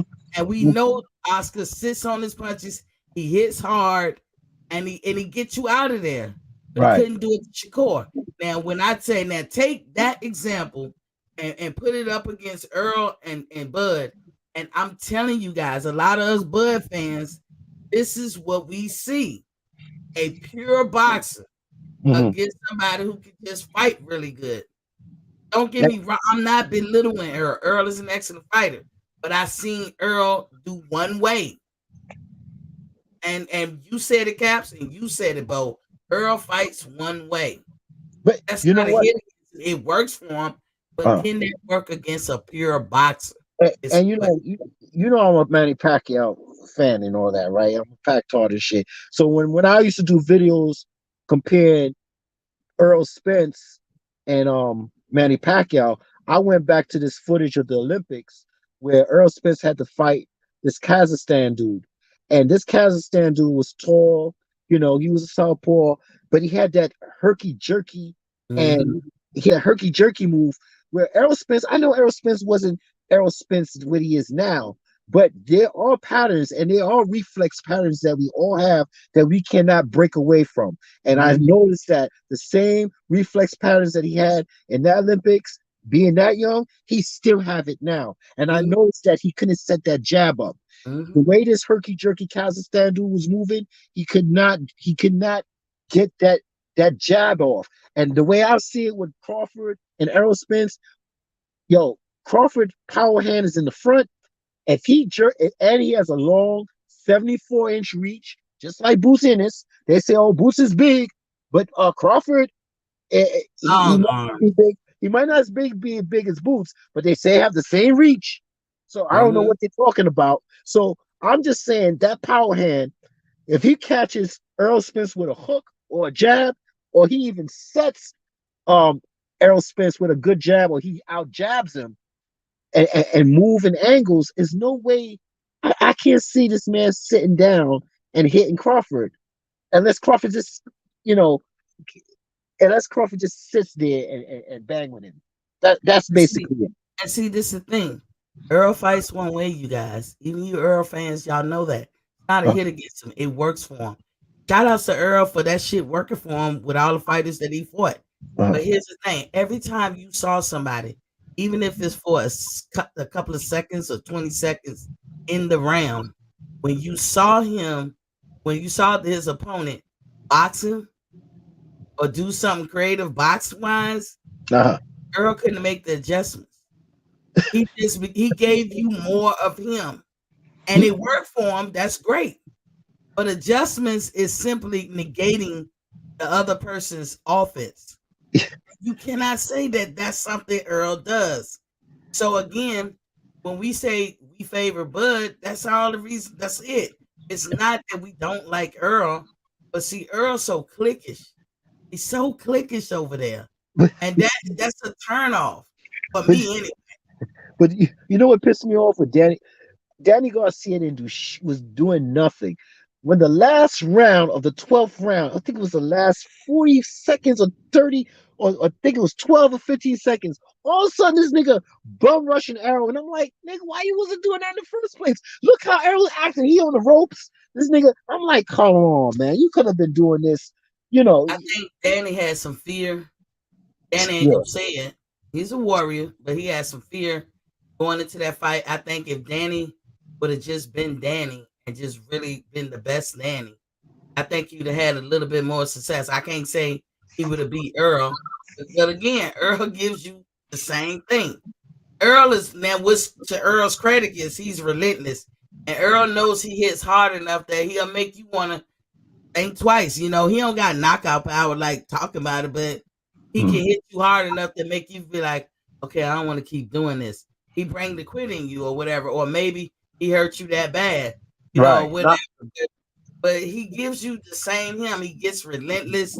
He pours it on thick, and he comes forward. And the way he comes forward, somebody who can take his punch and counteract that shit and make adjustments will fuck him up. And Crawford is a counter puncher, so and that's why I got Crawford. And that's why I got Crawford too. You hear people say, "Oh, Crawford chinny."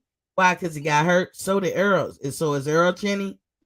And I'm going to admit, when I was with Manny Pacquiao against Earl and Crawford, I'm going to admit on my channel, I said, if anybody going to test that chin, Manny Pacquiao going to test Crawford chin, because I know we're going to see if he's chinny. I said it. I ain't going to lie. But you see, the difference is I wasn't downgrading Crawford. I was going by what's going on in the ring. I wasn't saying Crawford is this and Crawford is that, like how these dudes are saying. Like I said, I don't even say aerosexual on my channel. You know, do I have a problem you saying it? No, I ain't got no problems. You can look say at this person. Facts over feelings boxing. Welcome to the building, King. But he said Earl got hurt versus whom? I seen him get hurt with Danny. I seen him get hurt with Ugas. Now it's Latte hurt his ass. Yeah, Latte. Latte too. Yeah. I see you showing love. I see you say I'm showing love. I feel you. No, I ain't mad. I'm just answering the question. I get excited, but I'm sorry if the excitement make it look like I'm getting on you. I'm not. But yeah, he got hurt with Ugas. He got hurt with I think Lamar hurt him a couple of times. He Uh-huh.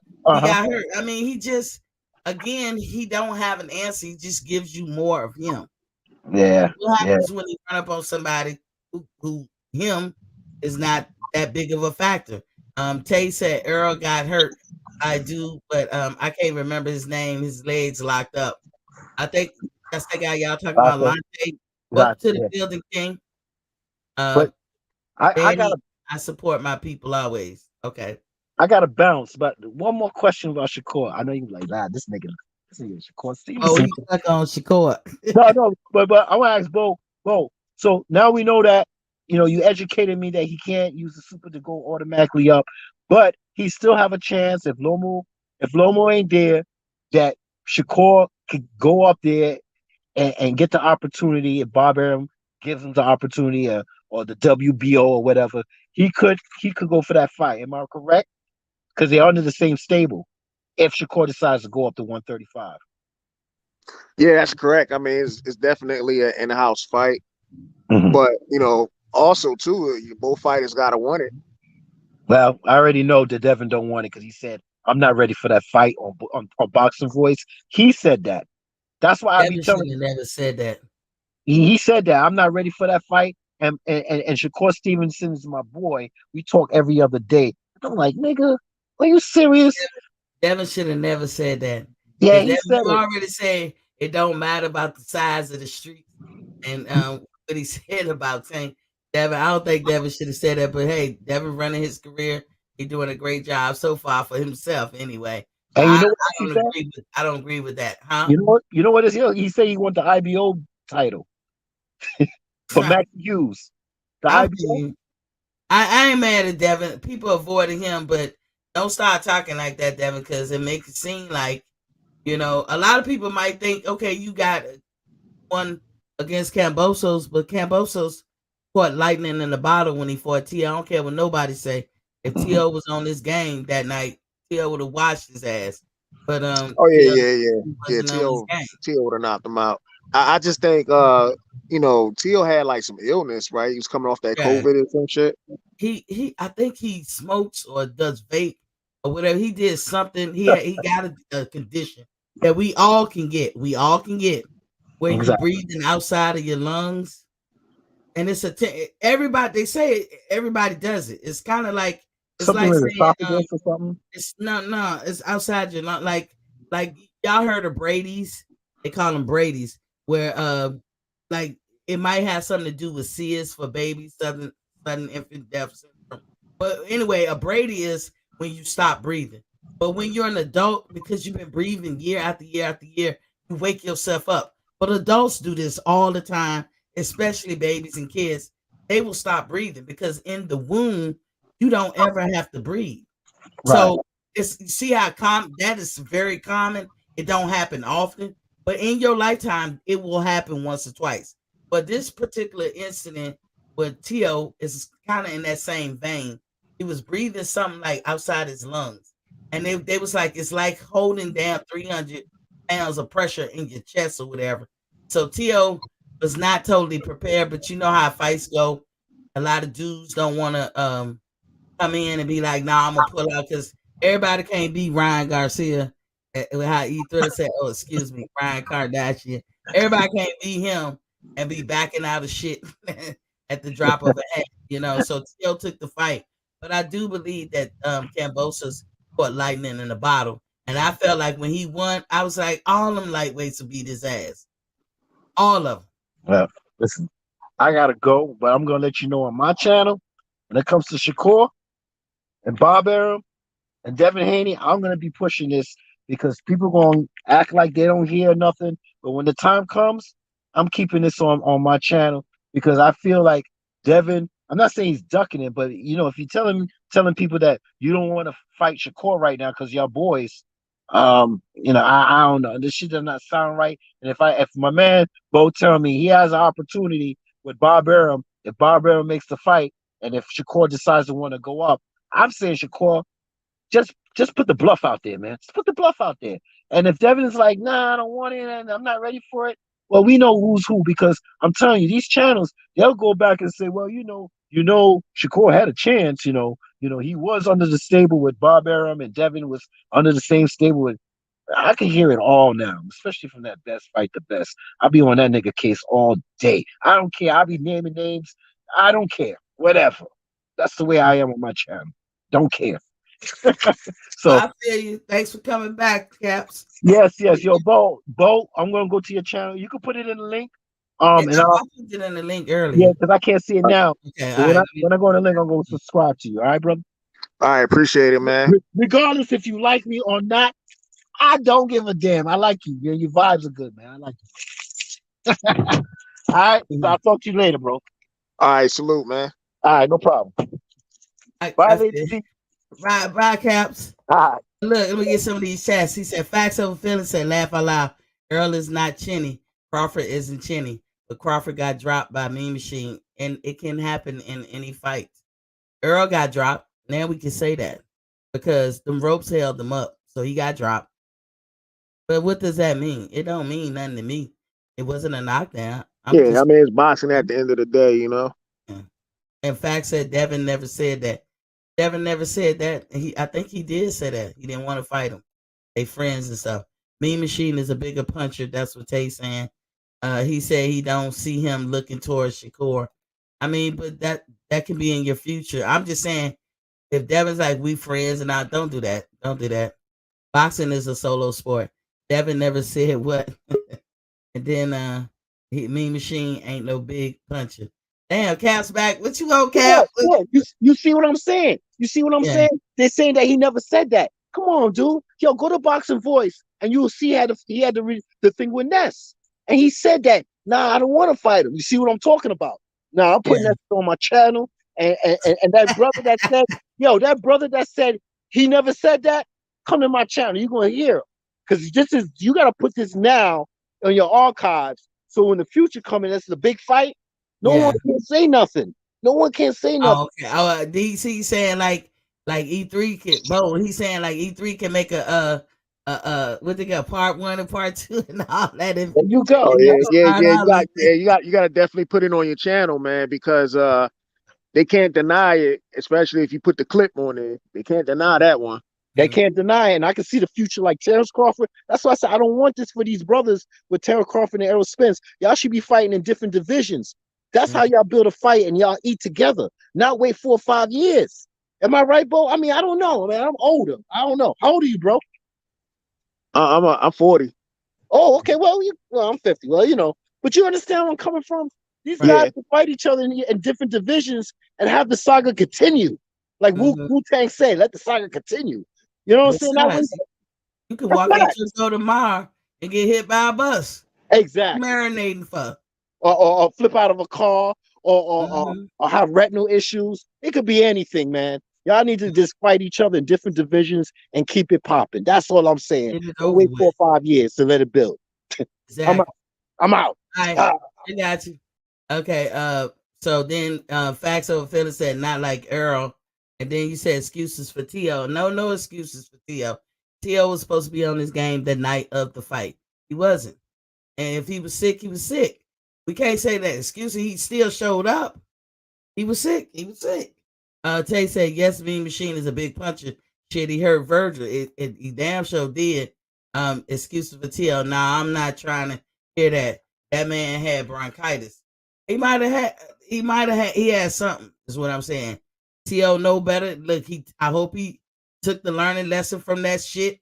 And whatever he did to put himself in that predicament, and they said you really can't plan or protect yourself from that. It just can happen. Well, you don't need, as a boxer, you don't need to be smoking. Tay said he has his top 5 power. He has top 5 power for his weight division. And Virgil laughing my ass off at Tay. Virgil ain't saying much. Then he said, agree with that. And then he said, that's still a good name. So he hurts Crawford and Virgil. That's good. Ooh, Mean Machine. Yeah, I mean, but that's gonna happen. Damn, y'all going back and forth. You said he also stopped David Avanesian, and I put Bo's. This is Bo's channel, y'all. So go Go sub up. And Fact said, yeah, I mean, that's good. I'm not taking away from Mean Machine. I'm saying Crawford fans use Earl being hurt by Ugas and act like Crawford didn't get dropped. No, we not saying, listen, if you want to log in the Times facts of how many times we had to hear about Mean Machine versus how many times y'all had to hear about Ugas, Ugas just happened in April. Mean Machine happened years ago. And y'all Earl Spence fans been on that shit forever. That is how y'all define Crawford's insignificant because he got hit by somebody who can hit hard. You know what Mean Machine problem is? Mean Machine problem is he lacked the stamina. And that might be something natural with him because I'm sure he get in the gym and leave it all on the road or his workout. He seemed like that type of dude. But around the fourth, fifth round, that nigga is tired. If he wasn't tired, he would have beat the fuck out of Virgil. If he wasn't tired or started getting tired, he probably could have capitalized on whatever he did to Crawford. But he gets tired, y'all. Tay said went on to destroy Josh Kelly. And I seen it. I'm subscribed to Boxing Voice. Yeah, I guess Cap said, was it you? I don't know facts. Was it you that said he didn't say that? But that's what Caps is saying. And then Tay said Mean Machine is way bigger puncher than Ugas. So it's not comparable. I'm almost done, Bo. Hold on. He said, Fact said, I support all black channels. I'll show love. That's cool. That's cool. We good. I'm cool with anybody's opinion, by the way. If you never came here before and you just meet me, I'm cool with anybody's opinion. I don't have a heaven and hell to put you guys in. I got a brain just like y'all got a brain. And so I just be stating my opinions, but also when I state facts, I say they facts. If I'm not sure, I say I'm not sure. I'm not gonna what they call it, Bo? What is that new word that them young folks say? Clout? No, it's not clout. You capping or saying things like you saying things that's not true to get everybody to run to you or whatever. Check you out. Oh, you mean like clout chasing? Yeah, something. Cap. Oh, you saying somebody said something that's not true? Right. Oh, they just said cap. Oh, they cap. Yeah. I don't need the cap. I'm too old for that. Fact said that's network politics though, G. And then Tay said, but you did take away from Mean Machine when you said he's not a bigger puncher. And Fax is laughing. And he said, no wind, laugh out loud.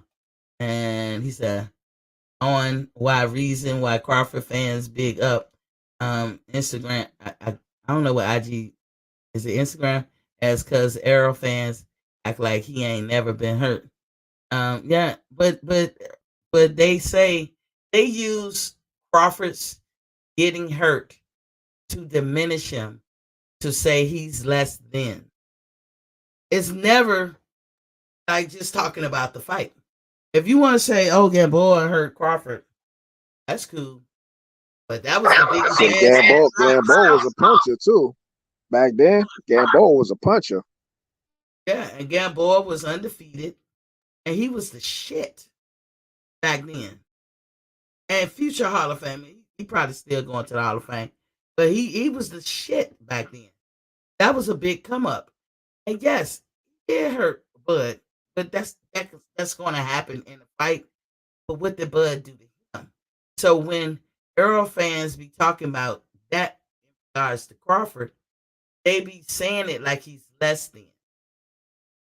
You didn't see that much. It's probably starting up now, but after 2, 3, 4 years of people downgrading Crawford and making him less than or insignificant, or even calling him out his name like Top Rank Toby, that was disgusting. That was shame on anybody who said that. That was disgusting. You really leave the realm of talking about what these guys doing in the ring and just really putting that person down. And it's bias. It's bias at its height state. You know what I'm saying? And there's no reason to do that. Of course, Earl gonna get hurt. If people think that Earl is gonna do his whole career and never get hurt, I don't know what they thinking. Earl is a man. Crawford is a man. They all can get hurt. So But people got tired of hearing why Crawford ain't shit and why he fighting tomato can because they like, if Mean Machine hurt him, because Mean Machine ain't shit, right? Get in the ring with Mean Machine and see if he ain't shit. That dude got something. If he was fighting 4-round fights, but he's fighting 12 rounds, and that's his obstacle. But Mean Machine or Indongo won't shit, but he ain't fought nobody. He ain't get it from the mud. Well, how you not getting it from the mud if you don't take it off a champion? So, for that logic, if Bud beats Earl, he's not getting it from the mud because Earl got all the belts except one. See what I'm saying, Bo? Mm-hmm. That's just how they be doing. I don't get it. I mean, a lot of Spence fans, they like to use straw man arguments. At the end of the day, whether Bud was legitimately or illegitimately dropped or whatnot, he got up and whipped that ass. You know what I'm saying? The man still won the fight on the things they said he dropped him on. Now, the whole thing with the reason why he got rocked when he fought Gamboa because Bud was on the offense so much, he done dropped the man so many times. Gamboa just happened to catch him in between shots, and it rocked Terrence Crawford. And Gamboa was so hurt he couldn't even finish he couldn't even finish Terrence Crawford off, and then he ended up getting knocked out in the same round. So when they be like, oh well, he got hurt by Gamboa, it's like, look, I mean, it's easy to get caught when you on the offense and you trying to get somebody out there. Especially if you got a man hurt that bad, because I'm telling you, like he dropped Gamboa in that round, like what Shit two? out of it. Yeah. Yeah, like a lot of times and shit. And then think about this. Do they honestly believe that Bud didn't take a learning lesson? Like I would say that about Spence. They take learning lessons from their fights because what you don't see Bud doing, like you said, he was so offensively minded. I've seen Bud, you know, fight people nowadays. They be wanting to set a trap for him, and how Bud be shaking his head, and he lean forward and shake his head, or he stick his tongue out him. I love it when he get like that. Yeah. I love like I be over this bitch hollering. I love it. He be like, I'm not falling for it. You know what I'm saying? I'ma just beat you round by round. I'ma break you down and I'm gonna know when you had enough and I'ma zero in on it. Like what happened with Ugas when Ugas got Earl. He caught Earl. Bud wouldn't have let that slide, that opportunity slide. But Ugas did. Maybe Ugas was tired. Maybe Ugas To was me, I'm not gonna lie. When I originally saw that fight, I thought Ugas threw the fight just because he just stood there and let Earl beat on him. And then he'll put up a little resistance, and then he'll just chill again and let Earl beat up on him again. Like to me, I was like, who's paying this man to throw the damn fight? And he actually hurt Earl a couple of times in that fight. And then it was like after he hurt Earl, to me, it just seemed like he was like, oh damn, well maybe that was a part of the plan. Let me chill some more. Like that's the part I didn't understand with that whole fight. Oh, and you're right. Either he threw it, or you could think, like my first thought was like those. I do believe that Earl Spence punches, accumulation of them, will start getting to you. Like it'll kind of make you befuddle a little bit. A prime example. I don't know if y'all can remember in the Berteriev and Smith fight. I know how Joe Smith started off. He started off aggressive. Did you see him keep Berteriev at the end of his jab? Berteriev looked befuddled. He looked like, okay, all right, damn, what I'm gonna do. And that only made Joe Smith get more aggressive. Then Berteriev made an adjustment. You could see this shit in the first and second round. He made an adjustment and he knew he hit just as hard, but what he learned, what Berteriev knew, that Joe Smith hits hard too. But Berteriev made an adjustment and was coming across with that right hook up and down and hurting him. So he's hitting him near the temple, but he coming at an angle with it. and that shot was open. He made an adjustment. He capitalized off a mistake, and he was connecting. But him hurting Smith, Smith couldn't make the adjustment. So when I think about Earl, Earl is relentless. He comes forward at you. He leans over too much for me. Earl has not learned the art of leaning, appearing to lean, but you're not really leaning. Like Floyd. Floyd is so perfect with this. That's why a lot of people think that they can beat Floyd. But they be thinking, man, it look easy. It looks easy till you in there. Floyd has a way, it's all about your stance. He has a way of standing, look like he leaning, but when you go to commit, you ain't nowhere near him. That's why he full counters really, really well. Well, Crawford does that too. I ain't even talking about the full counter part of it. I'm talking about the way he stands. He makes you commit, and then he make you pay for the mistakes that you make. And see, it's a whole lot of things. I could run down the list of what I see what Crawford could do with Earl, but I'm not, because I'm not giving no edge either way. I talk about the basics. When they say Earl has many adjustments, that's not. His adjustment is to give you more of him. That's not an adjustment. He's offensively minded. It's cool. It works for him, but that's not going to work for everybody. And then Fact said, I think the problem I have with Crawford as far as boxing is simply his style matchup versus Earl.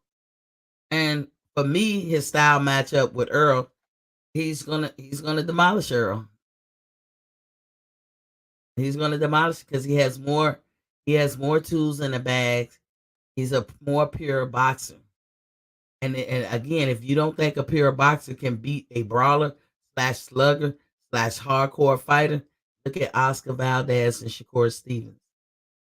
Look at all the fights when you see this badass motherfucker to be running through everybody else, but can't outbox this one person. Look at the Mikhail Fox fight last August versus that dude named Maestri. And Mikhail Fox does not have no thump on his punches. He ain't, to me, got even no power. He outboxed this nigga all night long. That's all he did. The proof is in the pudding, y'all. It's out there. But the one update I wanted to give, Bo, I don't know what you think about this. The WBC, they like to give the illusion that they on the straight up and narrow and all that. And I'm late with this. But I said that I was going to keep looking out, see who's making this list. The WBC promised years ago, y'all. So this ain't just for the Earl and Crawford fight, that they will put out a list every month of the people who took the test, who complied with their requirements, being in the clean boxing program, and they will list, their results. But they also say if it's a positive results, they're not gonna list it. And I would think because of HIPAA or whatever, but it's HIPAA either way. But they're not gonna release positive results, so they'll tell the fighter, the promoter. I don't know if they even tell the fighter's opponent. But if somebody pop positive on the test, they're not gonna say anything. They're not gonna make the list. But if they pop negative, they're gonna put this list out and show that this person complied with VADA. They were tested for this fight, yada yada yada. I also said that with clean boxing program, it's a start date and an end date. So when you say Earl, if you go into VADA and look up Earl Spence, it's gonna say he's in the clean boxing program, and they're gonna show you a date of last year, like dates this time last year. That does not have anything to do with each fight that he goes to, because each fight that they go to, they have to re-enter because there is a date after the fight where they're off the hook, where they're not in the clean boxing program. So it's an ongoing thing. And I'm here to tell you guys, as far as I'm concerned, whether it means anything to anybody, Earl Spence did not test for the Ugas fight. I saw the list. His name wasn't on it. I saw it for March. I saw it for April and May. And now The WBC ain't even putting out the list no more. Think about that, Bo.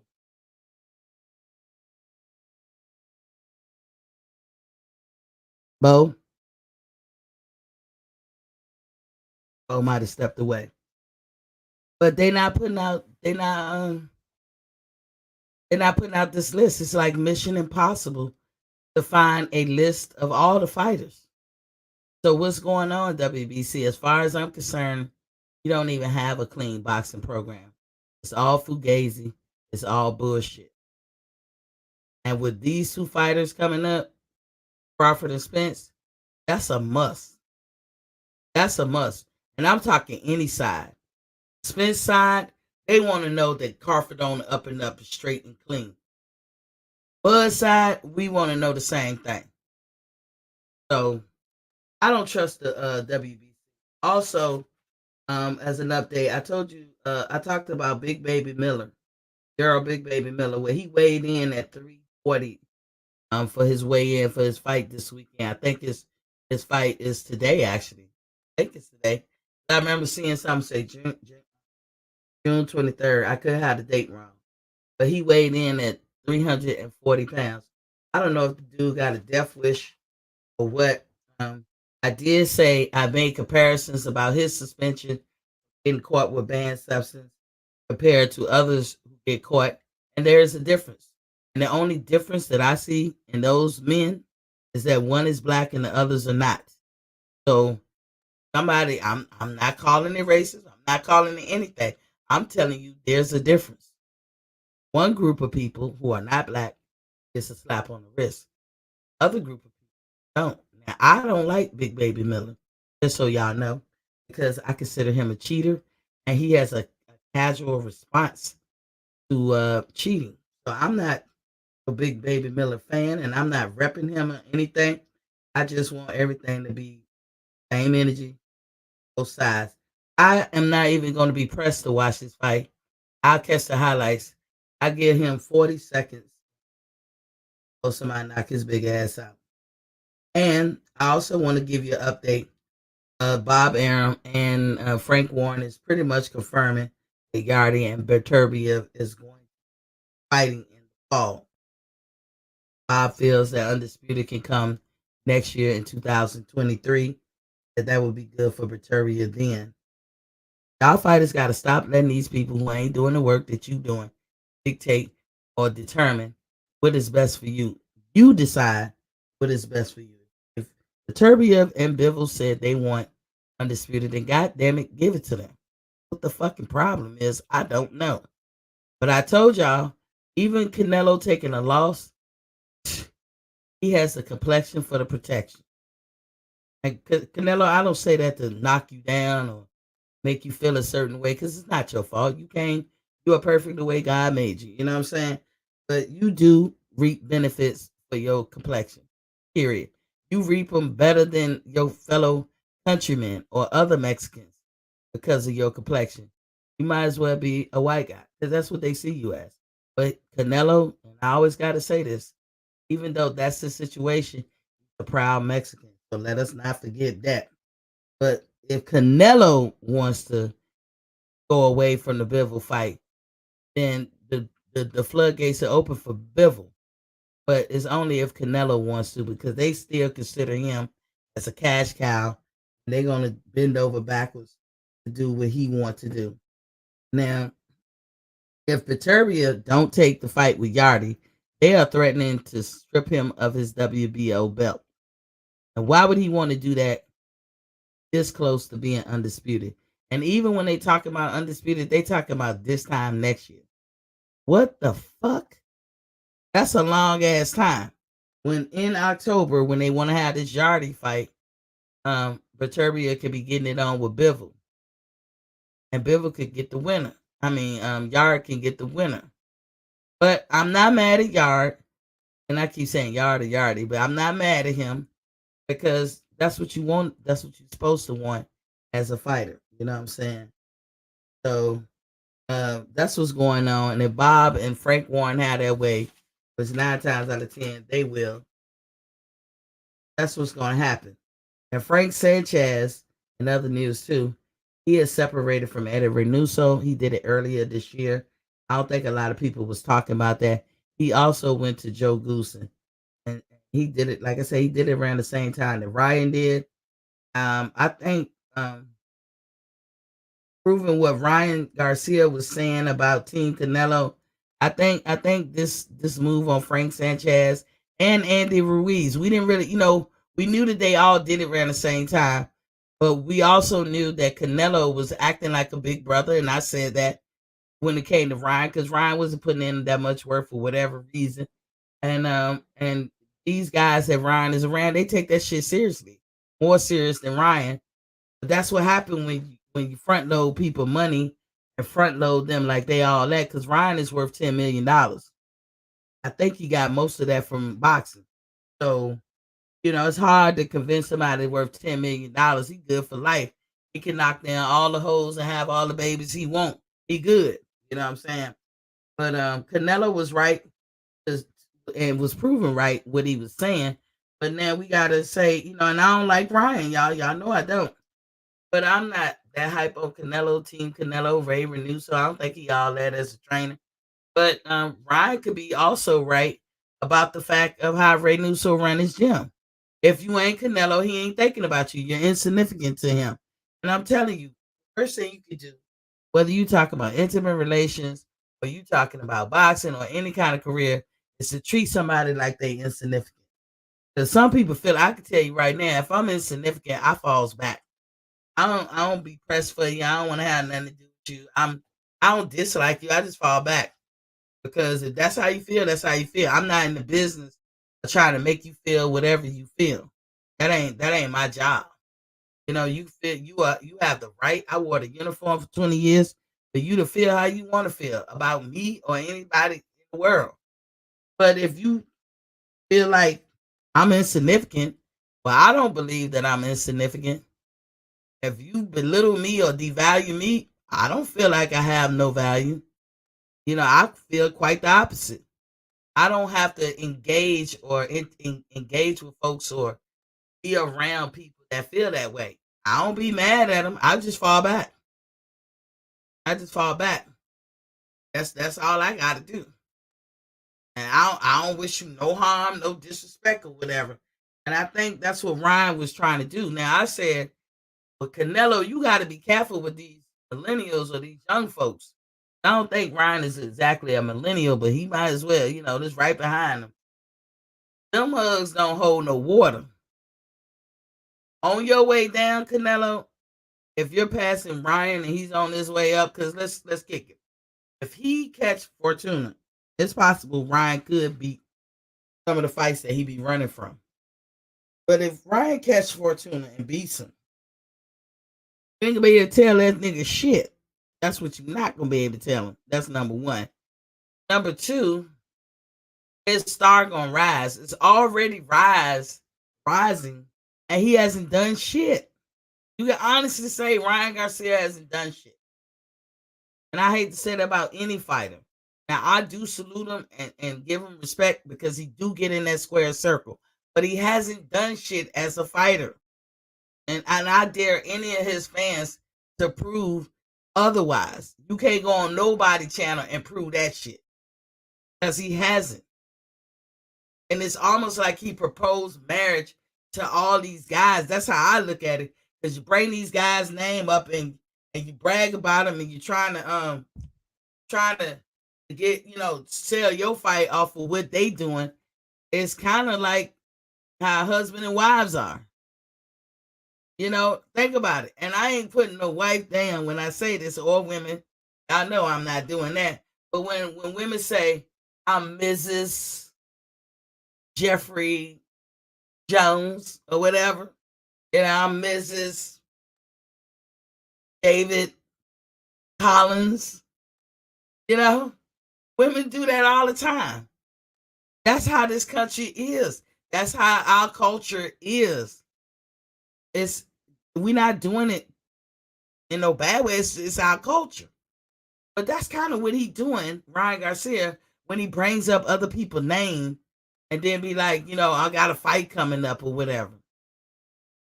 You basically riding off another man's name.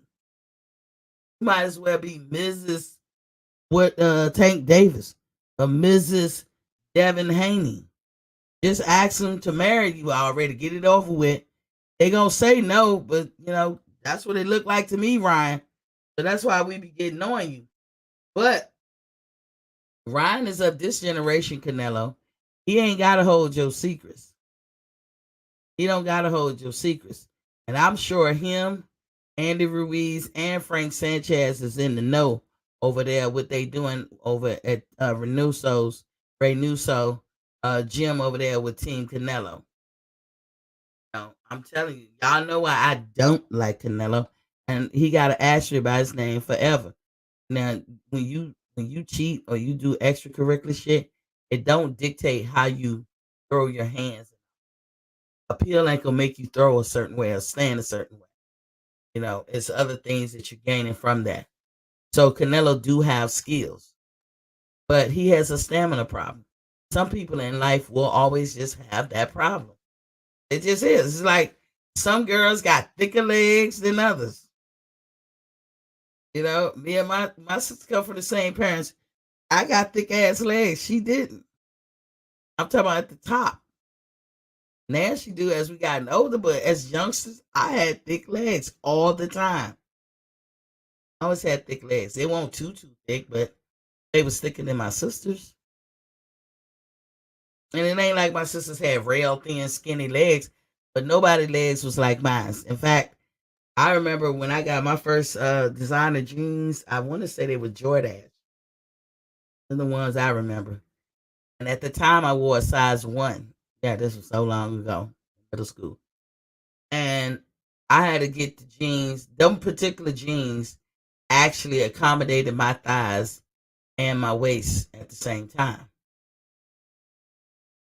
Whereas the other jeans, like the Sergio Valentes, and see, I'm dating myself, and all them other jeans, even Wranglers and Lee jeans and all that, I had to buy jeans that fit over my thighs, but they were real big in my waist.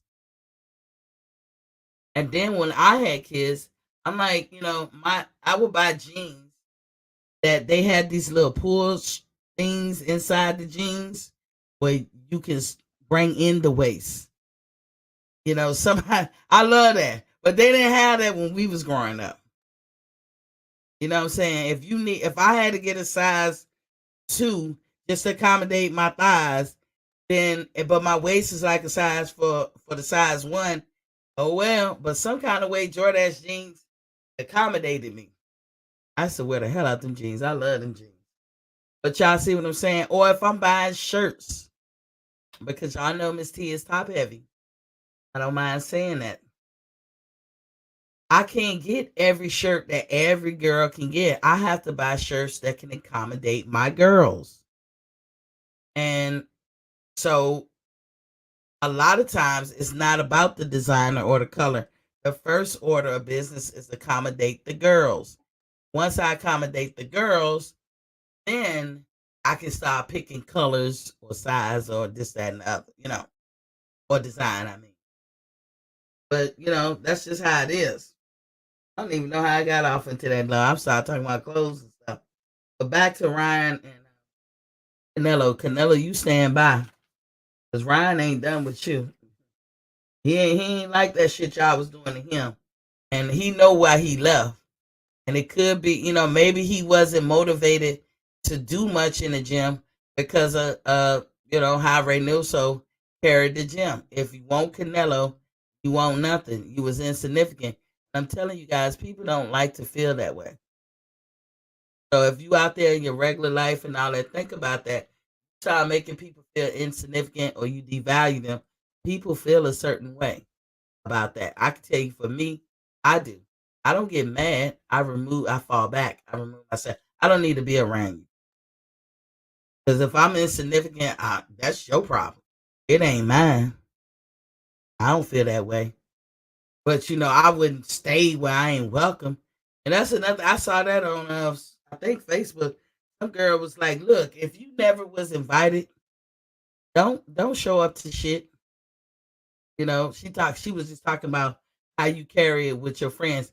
If you wasn't significant enough for them to invite you the first go round, they ain't want you there. You was not a part of the original plan. Don't show up. I do that too. Don't come to me with no afterthoughts. If I come into a venue like a restaurant or a club or something, and I was like this way back then, and it's a group of us girls and some guys walk up on us and they trying to holler at my friends, and I don't get mad. I don't get upset. To each his own. But then I be laughing in my head because I know my friends. And I know that they don't even like your ass and they ain't gonna never like you. I might have liked you, you know, but they ain't gonna never like you. And vice versa with them. They know me. So my thing was, you go ahead and holler at my girl. When she shoots you down, which she will, or if it don't work out or whatever, which you can never do, is come talk to me. Because you already showed my significance right there, right in the beginning. And I don't forget shit. I'll be like, I ain't mad at you. I'll break bread with you, hang out with you. But with all this greatness and this lovingness and all this goodness that I got to offer, you ain't gonna get it. Never. Because you showed me I'm insignificant. And you're just doing that just to save face, or you just doing that to occupy your time. But soon as something come along that you like, you're gonna really show me again. So why even go there? You know what I'm saying? That's be my calculus. But Ray Newso, Canelo, you already been dethroned. Ryan start to rise because he's actually getting in fights and winning. Oh, he gonna spill the tea. And I'm here to tell y'all, I am here for it. Far as WBC, stop walking around like you're a legitimate force when you're not. You have degraded your brand because you don't stand by your word. And then people gotta ask you why you not standing by your word. Because you show favoritism. Or it's racism. Favoritism or racism. Whichever one you want to pick. As far as PBC goes and Earl Spence and Bud getting this fight, I still don't know if the contract is sent. I know that there's been talks, and I'm hoping that it goes down. Again, I gave a little credence.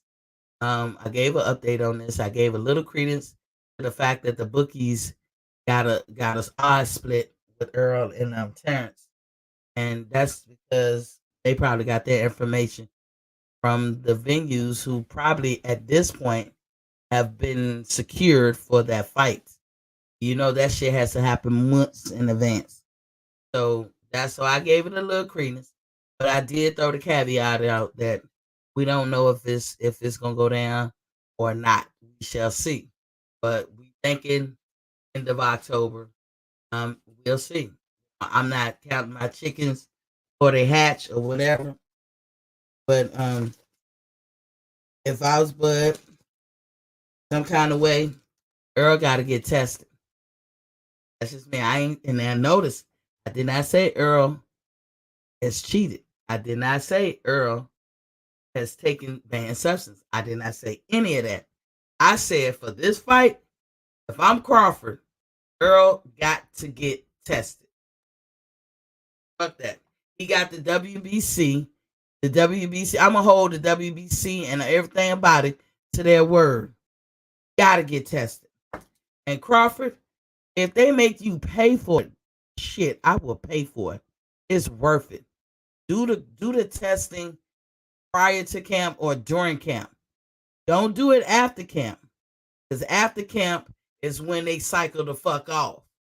You ain't gonna find nothing now. You ain't gonna find nothing now. That's why I say this WBC clean program is an illusion.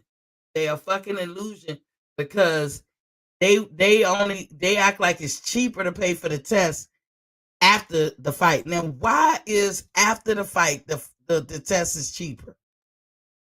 The test is the cost that it is 24/7, 365 a year. What coming after a fight makes a test cheaper? see the bullshit that they sell us. But what we do know that makes a significant difference after the fight when you take the test is that you just cycled off the drugs. And remember, whoever is the top dog, the A side, in this case, y'all can say Big Fish, and I'll agree. But he will probably have dibs on announcing the actual fight. Now pay attention. Just really pay attention to how close to the fight he announced it. If the fight is in October and you're announcing it mid-September, you're cycling off as far as I'm concerned. WBC can miss me with their clean boxing program. I do not believe you. And as fans, I suggest we don't believe that shit. It's an illusion and they know it. Because now you're not even putting out a list. And you said this years ago. It has nothing to do with Earl and Bud. Pending fight. You said it years ago when they didn't have a pending fight that this is what you was going to be about. You was doing it up until March. And all I know, I'm not saying I'm the one that ran you off, but I know I was talking about it. Captain Full G was talking about it. You have not put out a list since March. Where they do that at? When they got fights every month. If fucking Tyson Fury can do a drug test or get with Vada, because he has a WBC belt. He did it 3 times. 3 motherfucking times before his fight with Dillian White. That big ass cheater. If he could do it, how come Earl name wasn't on the list? And y'all can show me that he had that letter from last year this time with welcoming into the Vada test, and show me the current letter. Because there is a cutoff date when you're out of the program. You have to enter into it every fight. So as far as I'm concerned, Earl Spence didn't do no damn Vada testing for the Ugas fight. Now, I got one question when it comes to that. Why the fuck not? He got the belt of all the people that's on the hook for doing the clean boxing program. He has the belt. Captain Full G said exactly. Testing. And you say yes, test prior and after. Then you said link. You want me to drop the link? You got something else to say? I'm gonna let you squeeze one off. Then we're gonna have to close up shop. I dropped the link, but yeah, I'm no longer looking for it. I thought it was a great idea. I was like, ooh, let me look up this list every day so that way we ain't gotta wonder. Now you can't find that motherfucking list. I'm gonna be off real quick. I was gonna ask you what. I'm still trying to go to that clean boxing program. They so funny with their site that I can't. I'm trying to find it. It's not up. Trust me, okay. I didn't ask the question 10 times from Sunday. Like, there's nothing you can put in Google to find a current list. They're not putting one up. Okay, so they put it up, they hide it like a motherfucker because they're going against the grain of what they said they was gonna do. And we talking this June, they was putting up a list up until March. So what you're saying is that if the fight is October and they announce it September, that's an alert. To me, that's an alert. That is an alert. You don't start the process of VADA testing until you announce the fight. Right, and then that's 8 weeks prior to the fight that you're supposed to get tested and all that stuff. Mm-hmm. Yes, 8 weeks, 8-week camp, right? Or 8 weeks. Yeah. You should, like, okay, if they announce, okay, we got the date, it's October 29th. If they say it right now, that means from now until they fight, both Terrence Crawford and Earl Spence is on the hook for taking the test. But but Terrence cannot announce it, he don't have the upper hand. He has one belt. Earl is the big fish in this situation. So it'd be on Earl to announce it.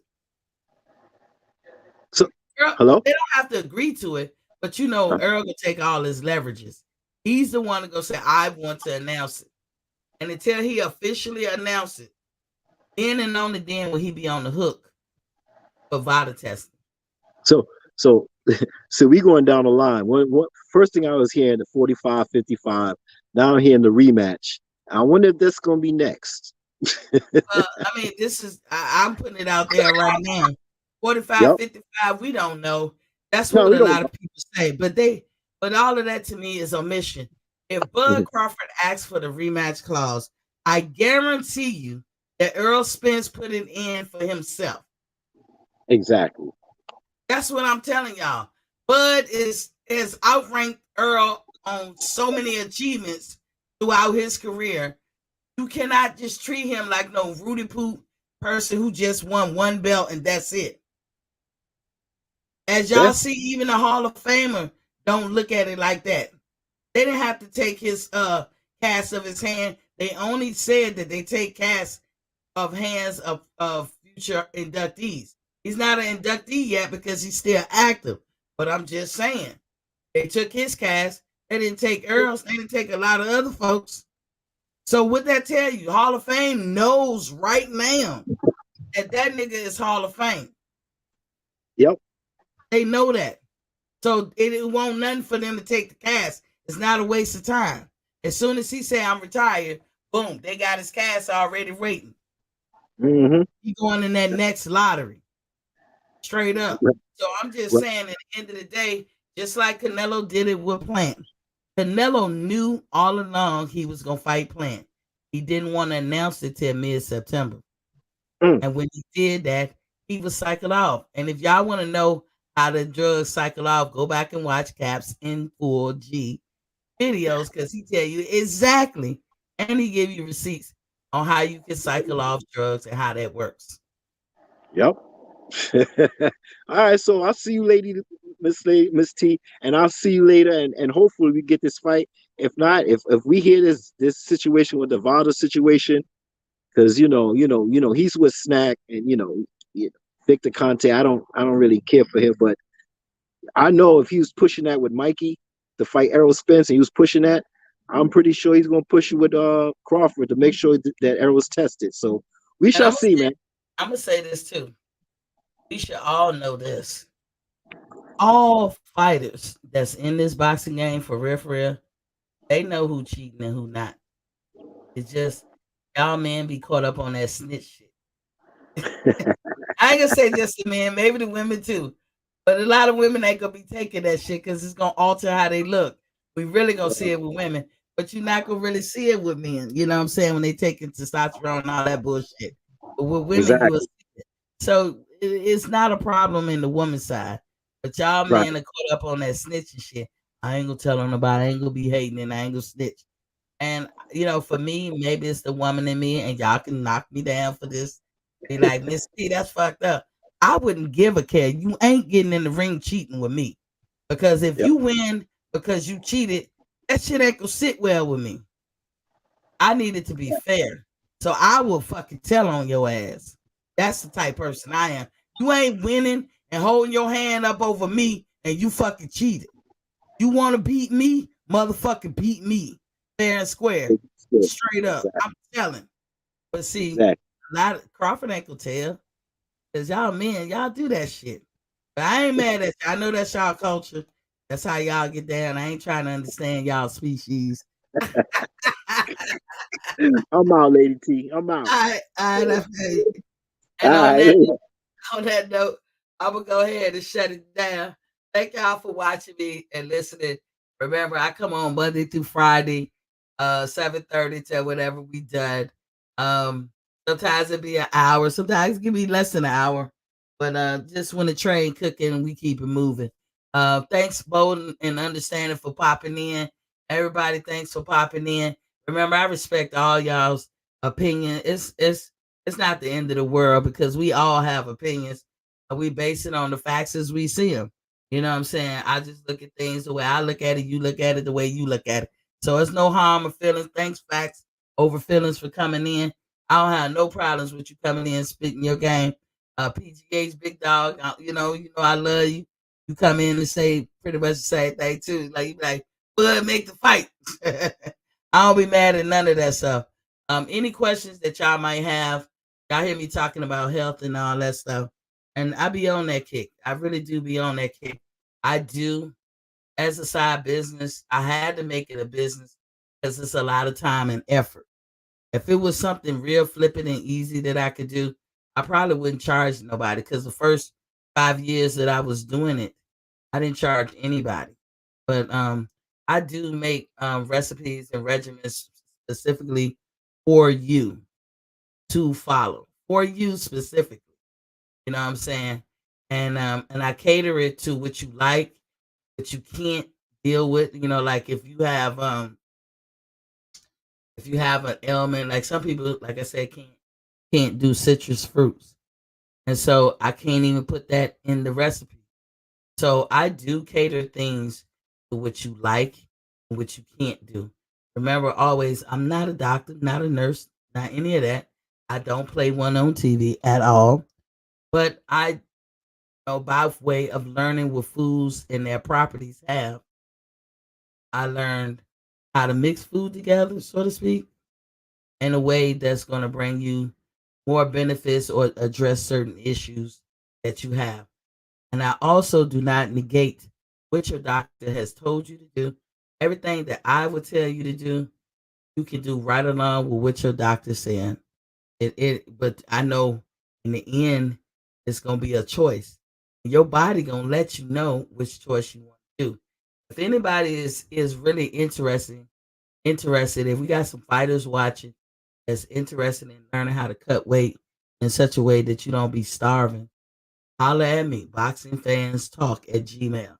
If you just want to cut weight, understand that I'm going to ask you questions because I need to get to the root of why you gained the weight like that in the first place. So that's what we're going to fix. And by fixing that, we're going to fix the weight issue. But I guarantee you, I pretty much guarantee you, if you follow any one of my programs to the letter, at a minimum, you can lose about 15 pounds to 20 pounds the first week alone.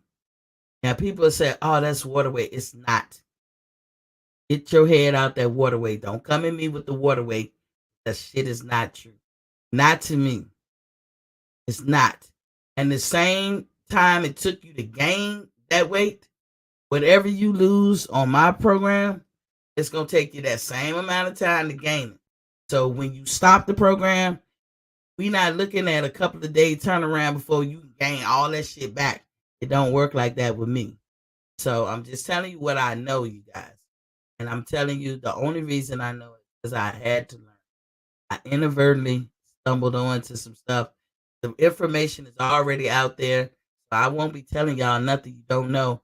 I'll be connecting the dot. I gave an example to that.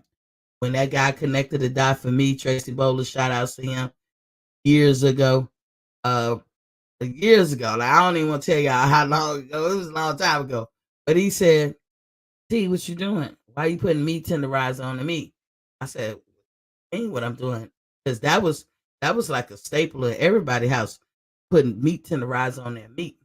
But then he said, "Well, if it's tenderizing that meat, what you think it's doing to the meat inside your body?" Could have knocked me over with a feather. This is what I mean by not connecting the dot. Or like when me and Captain G was just talking about today, when I say, you got metal iron and you got mineral iron. Which one is living and which one is not? Which one is for living things and which one is not? I was basically saying that. So how can you expect something that's not living to do a combustible thing? Because hormones mixing together and activating and all that stuff, there's a combustion going on. There's a chemical reaction going on. Now that all comes from living thing. If your body is head to toe and everything in between it is living, how can you take something synthetic and make it do the job that living things do? Like a conversion, like T3. When it hits your liver, it has to convert to T3. I mean, it comes out as T4, but it has to convert to T3. That's a chemical reaction. That's a combustible thing. We talking about living things. Tell me where metal or synthetic stuff in your body, stuff that's not living, tell me how they have chemical reactions. We know they're not explosive. I know that you can put hydrogen and motherfucking iron together and you can make a fire in some air or some kind of helium or something. You can make a fire. I know that. Those are not living things too. But there's minerals that run adjacent to actual elements. Like, iron is an element, but it comes in two forms. See what I'm saying? Without the mineral iron, you can't build a cell. A cell is a living thing. Tell me how something that's not living can help build a cell. Think about that. That's all I mean by, deep thinking. If they got a pill for it and they saw it happen naturally. So, anywho, I do a lot of leg work. I really do dig in deep and I make it specific to you. If you want to engage in any of that, holla at your girl. I'm here for you. But until then, thanks for watching. I'll see you guys tomorrow. Don't forget to like, share, and subscribe. If you've already subscribed, you don't need to do it again. Locked in. And leave a comment because I read your comments. I do consider them. Once again, thank you. Peace.